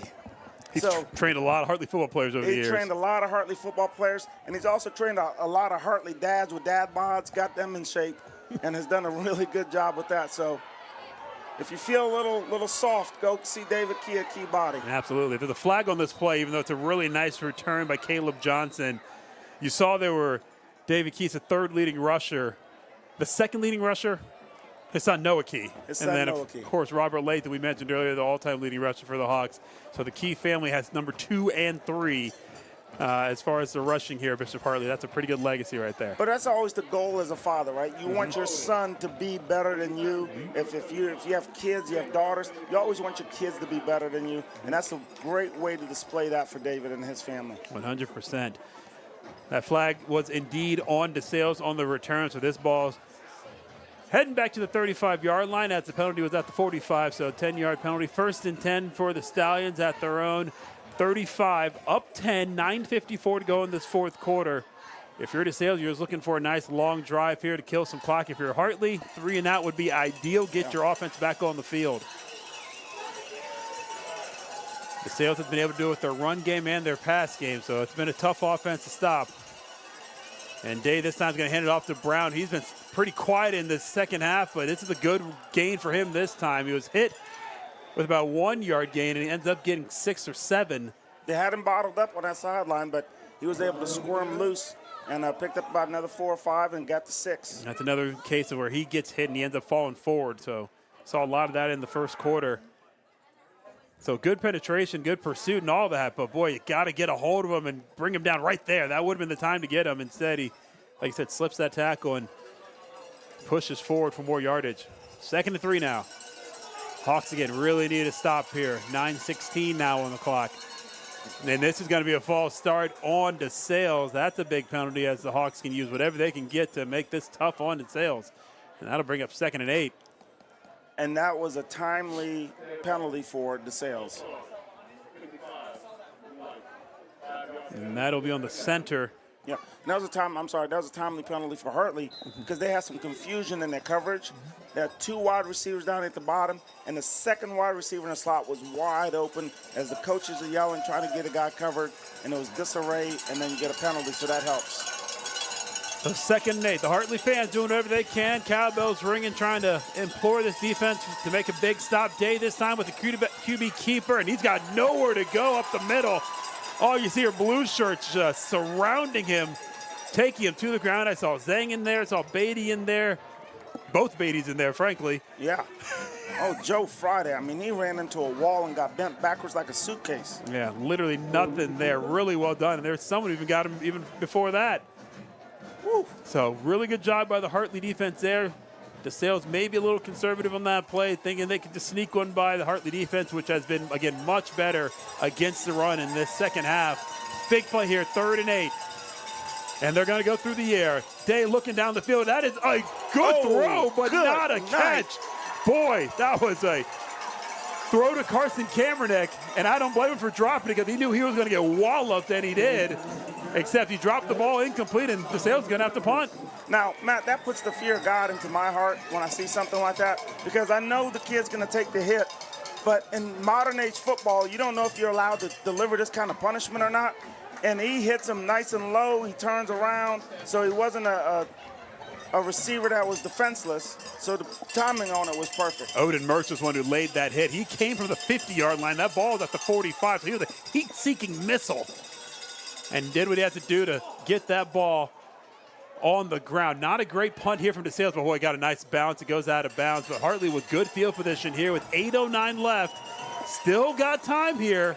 And if you saw that punt, that was Marcus Hempfield. So the problem that Marcus had was he tried to block it, but the guy was in his way, so he had to angle in. But it also forced the punter to have to move over to kick the ball, and that's what caused the ball to go off target and out of bounds.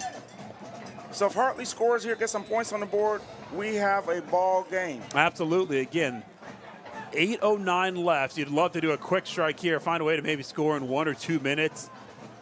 Get your defense, which is rolling right now, back on the field to slow down this DeSales offense. Let's see, do they try this through the air, try to get some more yardage quickly, or use that ground game to get them going? So we'll start off with Galich running to the right. That's a good first down catch. And that is a catch from, who else? Javier Napier had the first big catch of the game. Gets another one here. 16 yards on first down. The Hawks are on the move. And now is the time when you're really going to have to also start thinking about, if I get the catch, I have to get out of bounds, right? Because we've got to stop the clock here, because you got 8 minutes, you got plenty of time, but you want to preserve every second because it's a 2-score game. Every second does matter. This is where you love having a senior quarterback who has been in this situation many a times. Galich in the shotgun.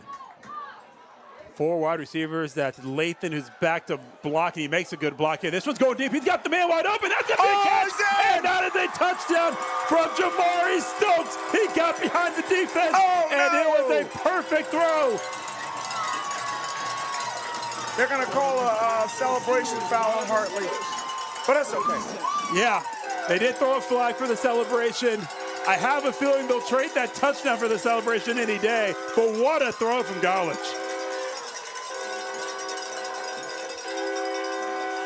I mean, you can't draw it up any better.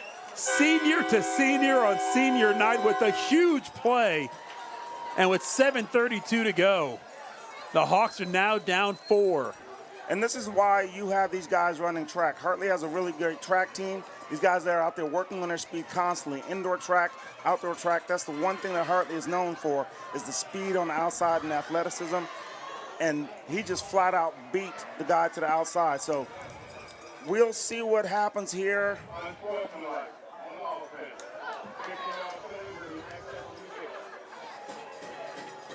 All right, so they called the unsportsmanlike conduct on the celebration.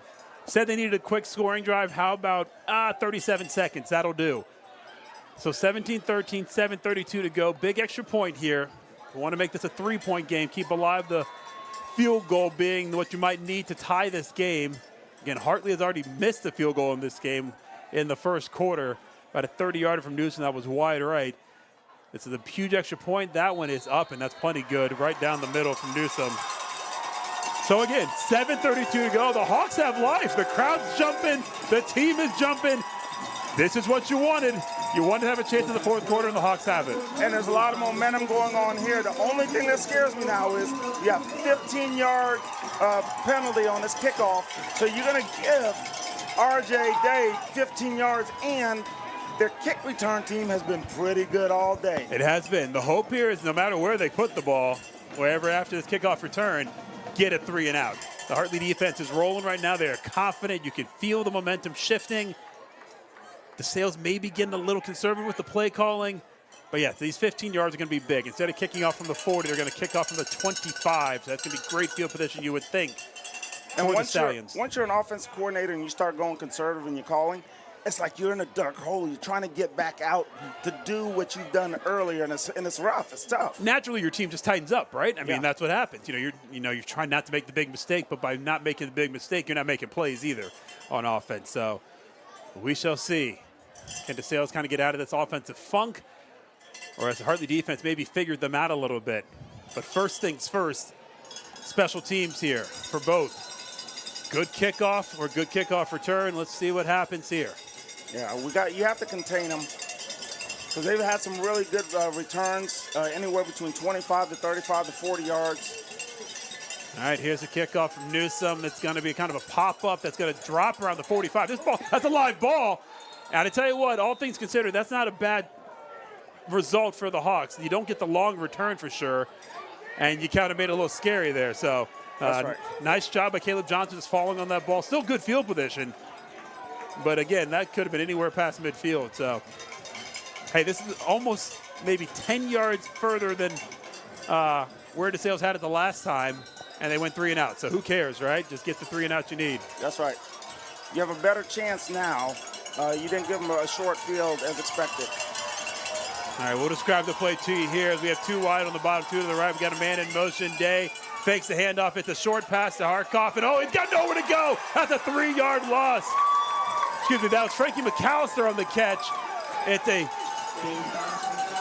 play that DeSales wish they probably didn't do because, boy, he had nowhere to go. Didn't see who was on the tackle. I think that was Matthew. Matthew Melly? Yeah, I think he was out there. How about this? The seniors making big plays. Now, this is DeSales saying, let's go back to our bread and butter. They try to hit that flare, but this time Hartley's ready for it. And again, you can see the defense maybe figuring this DeSales team out. Here we go again. Jace back to pass. He's got nowhere to go. He's got pressure. He's going to go to the right. He's going to throw it up deep. Is that pass going to be complete? No, it's knocked away. Oh, but it's knocked away into his hands. You've got to be kidding me. Oh, Camden Caldwell made a great play, but an even better play by the receiver, Jordan Karhoff. Now more flags in the air. I think that's going to be an unsportsmanlike on DeSales. Oh, boy. The defense did such a great job making Day scramble. He makes the throw down the field. His receiver is covered by Caldwell like a glove. But the tip drill goes to DeSales for a long touchdown. Wow.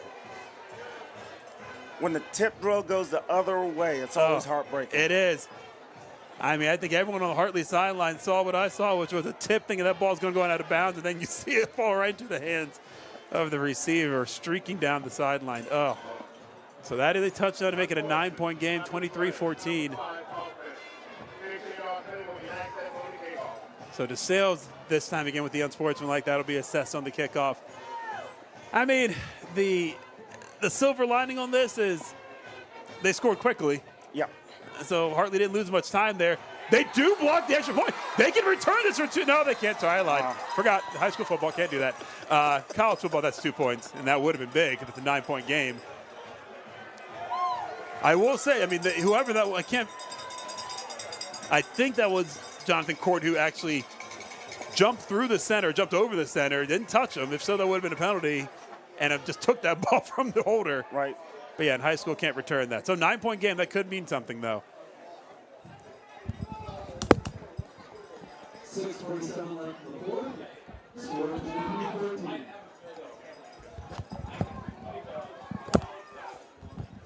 All right. So 9-point game. After that long touchdown pass from Day to Jordan Karhoff after being tipped by Caldwell. Man, and they had him bottled up. I know. They did everything. The defense stayed in their lanes Yeah. as far as the pass rush, and he just got on the side and threw it. Yeah. And it's a tip drill. Caldwell had him. He tipped it away, and the guy just happened to catch it. Yeah, it's a hope and a prayer kind of throw, hoping you've thrown it long enough for your guy. He wasn't thrown long enough, but with the tip, he did just enough. All right, so again, DeSales has to kick this ball from the 25. Their kicker has done a great job each and every time making it a touchback. Don't think he can get it there this time. So let's see. Maybe, just maybe, Robert Lathan or Cordy's got a nice big kickoff return in them. Yeah, and we've got 2 guys back there with some octane, and think they got enough left in the tank. I do too. I'd have them step a little bit further back. Kickers driven it low a couple times, and I just want to make sure they have enough to, let's see. Now he pops this one up, so they will definitely be able to catch that. He's going to catch it around the 30, and he's got a little room to go. He's up past the 40. Oh, why are we stopping the clock? What is happening? He had a touchdown. Not. I am very confused on what happened there. Are they saying he called for a fair catch? Now we'll wait for the referee to say what happened here. Well, they're not even conferring, and they're kind of, you know, nobody wants to talk about it. Here we go.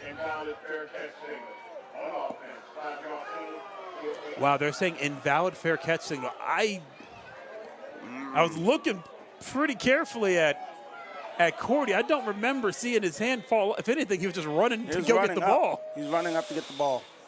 That's interesting. That's a toughie. And even more interesting, the fact that it's the referee that called it came from out of nowhere, not the two that were behind him, I think, that would call it. So, all right, we'll go from there. I didn't see that at all. It'll be Hartley ball at the 30-yard line instead of what could have been a nice kickoff return. 6:45 to go. Golich in the shotgun. He's going to throw the ball. He's got plenty of room on the right to run or to throw it. He decides to throw it. That'll be completed to Cordy, about a 6-yard gain. That'll stop the clock. Like you said, getting out of bounds, not a bad idea because it will stop the clock. High school football, it'll stay stopped. Yeah, he had a seam on that kick return, and he was gone. Oh, yeah. I mean, he at least had 20 yards, that's for sure. Well, you're going to have to do it the old-fashioned way here. You got to earn this one, buddy. Yeah.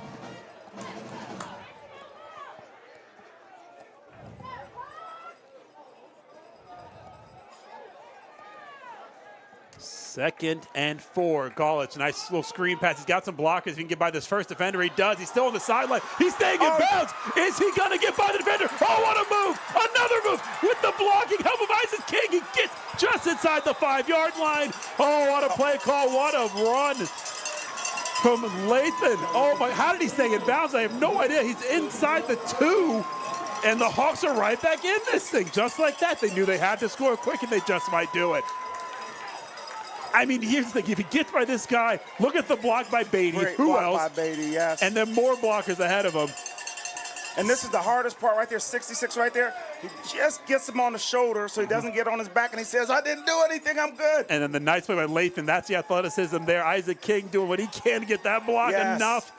Just ran out of gas. Lathan has enough gas here, though, in the first down play. You didn't see it, but just know that he's in the end zone for a touchdown. The Hawks had to score quick, and they did it again. 5:59 to go. Touchdown, Hawks. This game was kind of sleepy, and all of a sudden in the fourth quarter, it's gotten wild. 23-20.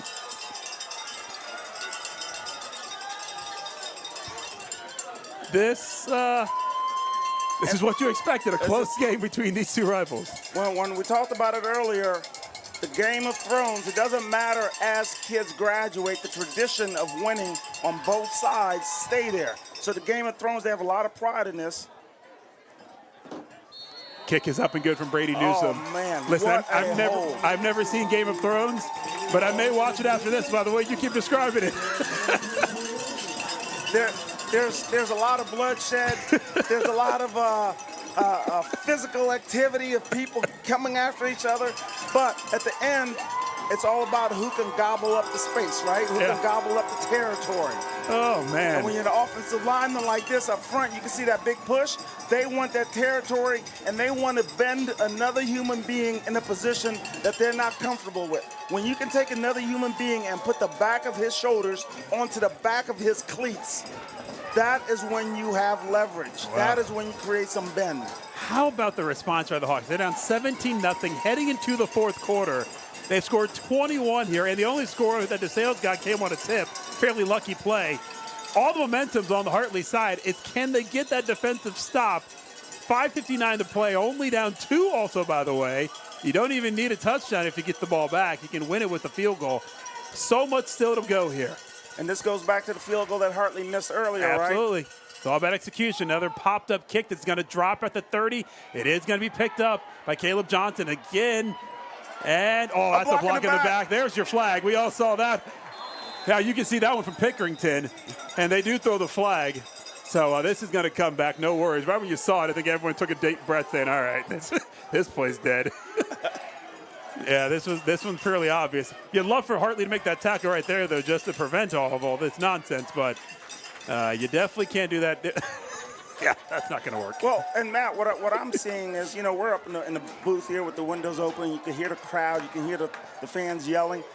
As we're yelling, blocking back, there's about 20 moms down here screaming, block in the back, block in the back. Listen, I hate to play referee up in the booth or in the stands, but when they're that obvious, it's hard not to react. All right, so that will back him up 10 yards, and that puts the ball right at the 20-yard line. 5:51 to go. I'd say what does Hartley need to do on defense, but my answer is just keep doing what they're doing, and they have been doing in the second half. They've played so well in this second half. And they're solid with that rush to keep a lot of pressure. Just make sure that you have you guys covered on the outside. All right, the first one is a little pop pass to Jonathan Brown. He has popped himself after about a 5-yard gain. So it's a good first down game, but also a good tackle by the Hawks. Again, every time they don't get a first down, it's a good play, frankly, for this Hartley defense. Yeah, and they haven't run that pop pass since the beginning. So they're trying to go back into their playbook and recycle some of that stuff. But the Hawks are ready to sign because they've seen it in the plays before. Yeah, plays that were going for 15 yards, now we're going for 5 yards. Plays that were going for 10 are only going for 2. Day in the shotgun, second and a long 4. This is a short pass. It is complete. He is going to get the first down. This is going to be Middleton with a pretty good gain all the way up to the 46. Dax Middleton on that catch. So first down for the Stallions. Clock's at 5:08. And that comes down to technique, right? So you have to break down. If you feel like you can't make that tackle, you have to break down, stop yourself so you can make the tackle instead of trying to reach for the tackle. He's wide open. Now you're going to run out of control and try to reach for the tackle instead of breaking down. 46-yard line of DeSales, first and 10. 15 on the play clock. Day snaps it then. Didn't use a lot of that clock. Day's going to run for whatever he can get, and that's going to be crunched around the 49, 3-yard gain. Surprised he didn't use more of that play clock. He snapped it at 15. I wouldn't snap it until about 5. I know those 10 seconds don't seem like a lot when it's 4.5 to go, but those 10 seconds matter. Well, especially when you're gonna keep it, right? So you want to at least run the clock down some, give yourself some time to even get a breath. Yeah.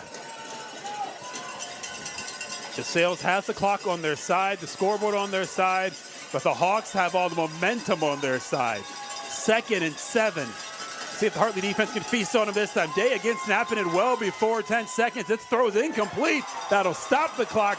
Day's looking at his receiver, that should say, for some miscommunication. 3rd and long. And that was Matthew Milley lined up with the slot receiver, and he pressed him, so he didn't give him a lot of room. So Day had to try to go over the top to 11, but Matthew pressed the guy so far back that causes a problem with the arc of the ball. That's great defense. 2 receivers to the right, 2 to the left. A big 3rd down play here. Day in the shotgun, fakes the handoff. He's got to zip the ball, and that is a great catch. Oh, man. That was a laser to Jordan Karhoff, one of his favorite targets, and yet again he comes up with the big catch. He's the one who had that long touchdown after the tip, and he snags that one out of the air for a big gain of about 16. Yeah, he had to get the ball up with a little arc in there, and the DB hits him right away. Usually the ball gets jarred loose, but he held on to that one. So 3:40 to go, 20 on the play clock here. Hawks do have all 3 timeouts. May have to start using them. If they can even hold DeSales to a field goal here, it's not a bad idea. DeSales has been willing to throw it, and they're going to be throwing it again. Can the Hawks force an incompletion or maybe get a sack? Day's trying to run for it. He's just going to throw it away, and that's not a bad idea, except the clock will stop. So it'll be 2nd and 10. And Hartley's looking for a... I think they went intentional ground. They're not going to get it. He's outside the pocket, and that ball was well past the line of scrimmage. So everything he did there was legal. Here's the thing. He stopped the clock, though, and I think if you're Hartley, you're fine with that. And what they really should put their hands up about was probably a hold, because the defensive tackle got pulled down here at the end. I thought the same thing. 69 pulled down Jake Beatty. That I thought was a hold. That's a hold right there. Yeah, and that could have been a 10-yard penalty, and Beatty knows it. He gets up wondering where's the flag. But that's rather here nor there. 2nd and 10. Clock stopped at 3:20. Day in the shotgun. He is going to hand this ball off to Brown. Brown looking. He was patient on that run, and good patience because he gets himself 11 yards. Waited for that block to develop. And that's a first down run with 3:13 to go. They'll move the sticks one more time. Clock stopped for the moment, but we'll restart right now. I'm surprised they didn't call a flag on this. The right guard had a jump on the play, pulling around to the left, and they didn't call it because sometimes as a guard you want to get out, and I think he moved a little early, but they didn't pick it up, so you got to keep playing. All right, we're inside 3 minutes now. You can see DeSales looking to the sideline for the play. They now get up to the line slowly but surely. Got 13 on the play clock. They're now really taking their time before they snap the ball, as they should with the time on the clock. 2:45 to go. 5 on the play clock. Day, shotgun snap, handed off to Brown. Patience again. This time he's dragged down from behind. That's a good tackle by LaRon Golden. Timeout by the Hawks with 2:34 to play. It'll be 2nd and 7, maybe 6 or so when DeSales has to snap the ball next. Hawks now down to 2 timeouts. Oh, man, this is what you wanted, though, right? If you're a senior, you want to have a chance in the end. You want to be able to make a play on defense, and then hopefully let your offense get the ball and be able to make a big play. Yeah, and at this time, it's sellout defense, right? So if I'm Hartley, let's lock up the receivers one-on-one on the outside. Everybody's in the box, and let's stop them. So 2:34, 2nd and 6, just on the outside of the red zone. Got to think if you're DeSales, you're keeping the ball on the ground now. Yeah. Don't even risk throwing the ball anymore with these incompletions and giving Hartley any reason to not use their timeouts. That's right. And the problem that Hartley has is you got a running back that's now in this fourth quarter picking pace back up again. They bottled him up well, but then you also have a very athletic quarterback. Yeah. So now you got a dual threat that you got to worry about. Yeah, there's always that threat of him throwing the ball. I will say, Brown is not in the game on this play. Interesting, as this handoff goes to instead number 0, and that's only going to be about a 2-yard gain. 0 is John Hockaday. He's had a good game, their senior. But that is not a huge game by any means, so it will be a 3rd and long 5, 2:28 on the clock, 1 timeout left for the Hawks. And it all pretty much comes down to this play. First down all but kills this game for DeSales. But a 3rd down stop forces DeSales into a big decision on a long field goal or 4th down and go for it. Oh, man. And here's the thing. So let's get to this play. Let DeSales worry about the field goal later, but you have to get a stop here. Have to get it here, correct. Like I said, first down here, just with how much time is left, it's all but over. Right. And Hartley, for Hartley's sake, if DeSales doesn't run it, if they do play action, look for the flare on the outside, which is just as good as a run play, but they're trying to get the guy to the right side or the open side of the field out in space.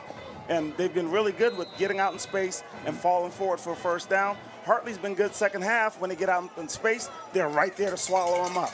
This is where it pays to have a quarterback with the experience of Day. You can trust him on 3rd down to throw the ball if you choose. And Ryan Wiggins, the head coach, is going to call timeout. I don't think he liked the fact his offense looked a little confused there. The receivers weren't getting in position. Play clock was running down low. Didn't want to risk getting a 5-yard penalty for delay a game or in illegal formation. So smart timeout by Coach Wiggins there. Make sure the offense is on the right page. And they were set up for that. So I'm watching. This is my first time watching Day. So as I'm watching him throughout the game, there are some tells that I'm seeing in him. He's a young athlete, young quarterback, and they all have tells. So as I'm watching, there are some tells that you can see now of what's going to happen next, what's going to transpire. They were set up for it looked like a pass play. Okay. He had the tell in him when he got up there. So we'll see what happens when he walks back out. I don't want to predict it because then it's like you're seeing stuff that, hopefully other people will see too. Well, we shall see. All right. So he's got Donnelly and Middleton to his left. 2 other receivers to the right. That is Brown back in the game. That's Middleton in motion. He's going to now go behind, and that's going to be a flag on DeSales. 5-yard penalty for a false start. Oh, that is huge. That's a big play. So 3rd and 4 becomes 3rd and 9. does that maybe change their play call? Because on 3rd and 4, you have no problem wanting to run the ball. You think you can pick up that first down. 3rd and 9, do you get more aggressive and maybe pass the ball? And you could tell on that tell, at least from my view, that tell was they were going to run, and when the wide receiver came looping back around, looked like a counter, so the guard was trying to get out quick again. I called it earlier, the guard's getting out quick, and they're not calling it. This time they got him. All right, here we go, 3rd and 9 now, 2:28 to go still. Ball now placed at the 23-yard line. Got to get to the 14 or so, 14 or 15.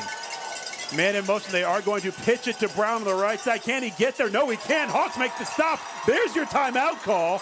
It's going to be about 4th and 6. 2:22 to go.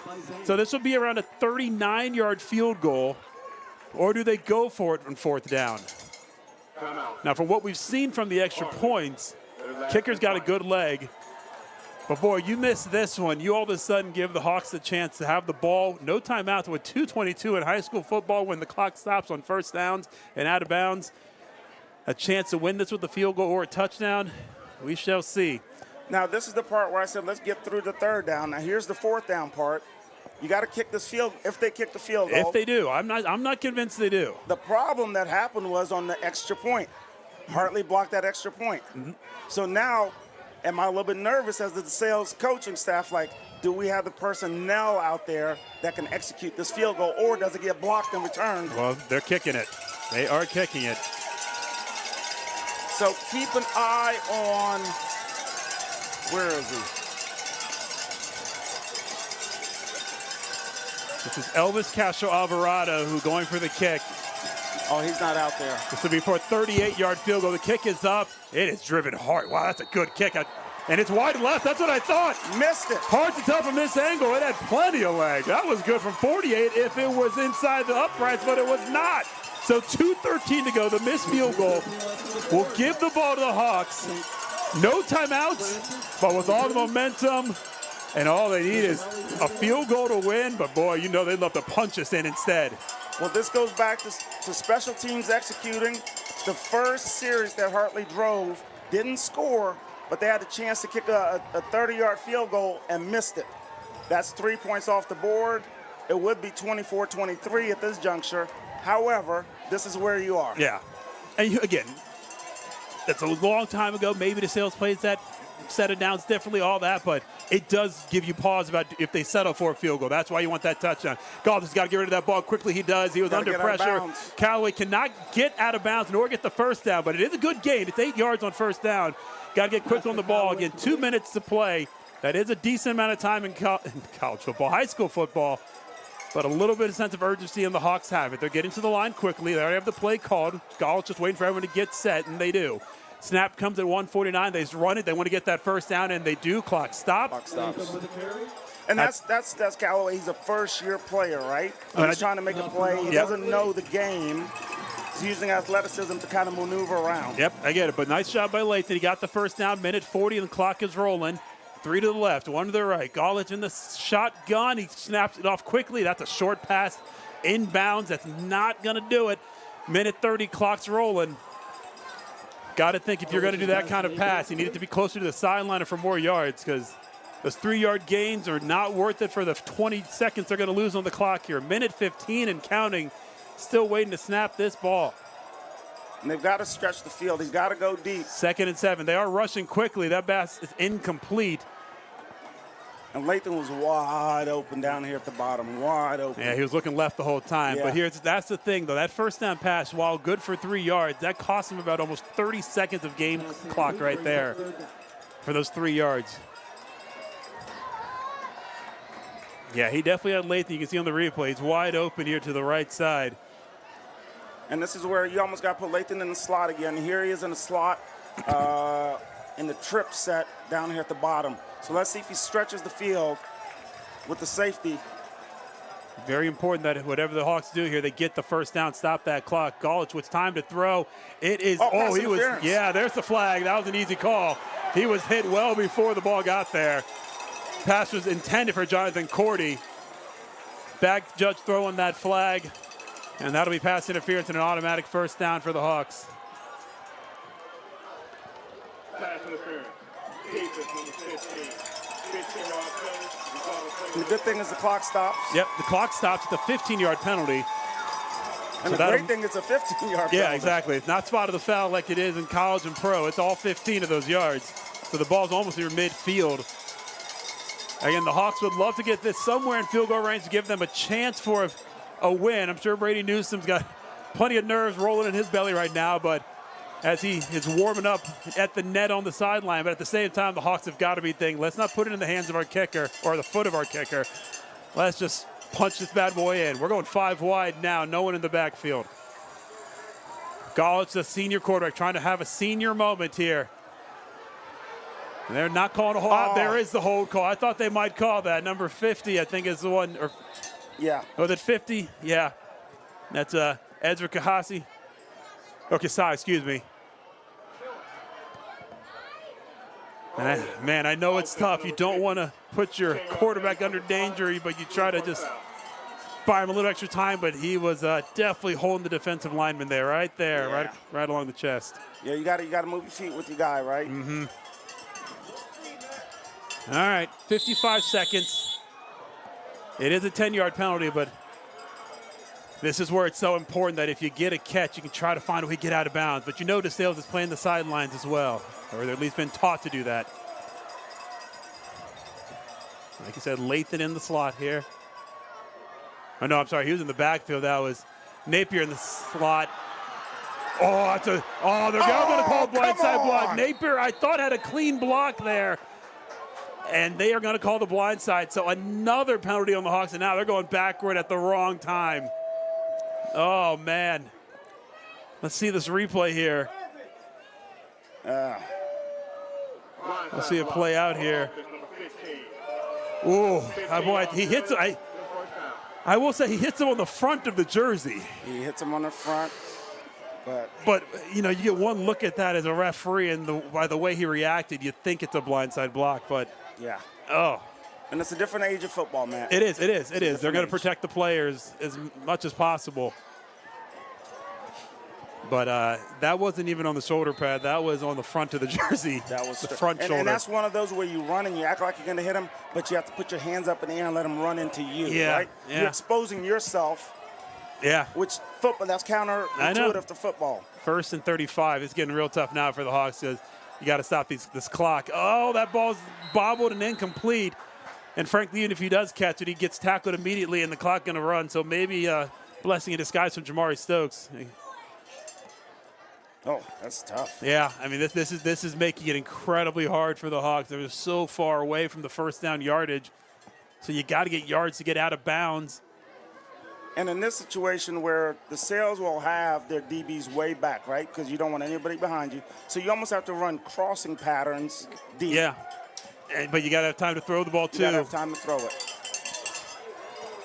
Well, let's see. Got 5 wide. At some point, you kind of just have to take a chance and throw one deep. Maybe get a pass interference, call something. Golich does have time to throw. He does throw one deep. He does get Lathan on the cross. He is going to be down after about a 15-yard game. But at the same time, that clock's rolling. We're inside 35 seconds. Call a play quickly. That's what the Hawks are trying to do. We're inside of 30 seconds. Got to line up. Got to get something called. And they know it. It's just hard to do this in high school football and get everyone on the same page. 20 seconds. 3rd and still a mile to go. Golich rolling to the right. He is going to complete the pass. He's going to get out of bounds. That's a good job there. Jamari Stokes with the Callaway with the catch. Callaway with the catch. And this is what I like about Callaway. Correct. He's coachable. You teach him, and in the moment, he makes the adjustment right away. Had to there. 13 seconds. It's 4th and game right here. It's pretty obvious. They have to get the first down. That will stop the clock. Then you can spike it and maybe have a Hail Mary chance. But this is, those 3 penalties in a row really, really hurt them. One penalty you could overcome, but 3 was really asking a lot. And you had to go, 34 yards for a first down? Yeah, 34 for the first down. All right. Well, now you got to go 13 yards for the first down. DeSales going to play a little bit of prevent just to prevent them from getting that first down. Golich is back. He's going to have time to throw. That's good news. He's going to fling it down there. It is intercepted.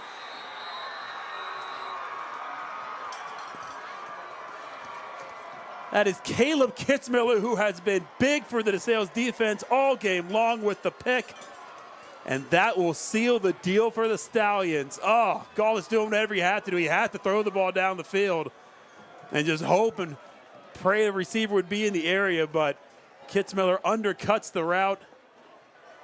And that interception will end all hopes for the Hawks, who had a heck of a comeback in this game. Oh, man. Absolutely. You hate to see it end like that on your senior night, but I give them nothing but credit for the fight. Here's another look at it.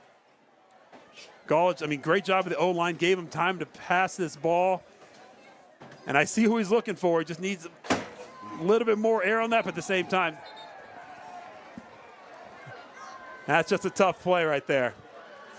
Victory formation for the Stallions. They take the knee. The clock's at zeros, and that's your final score. Stallions get the win 23-21. They move to 8-2 on the year. That win should seal the deal for them to have a home playoff game at Alumni Stadium, as well as get a bye in the first round.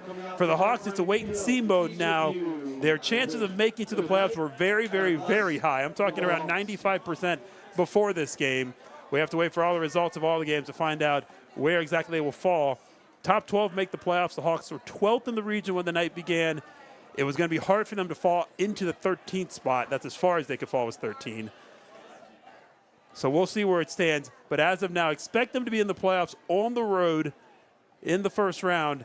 And if so, again, we expect them to be in the playoffs. If so, a performance like this, as demoralizing as this loss is right now, you have to be impressed with the way they came back in the fourth quarter, showing that they are capable of moving the ball and getting big stops on defense. Well, it's the level of perseverance is what you're looking for, right? Mm-hmm. And so you see these young men coming out second half, persevering through that storm from the first half and coming back.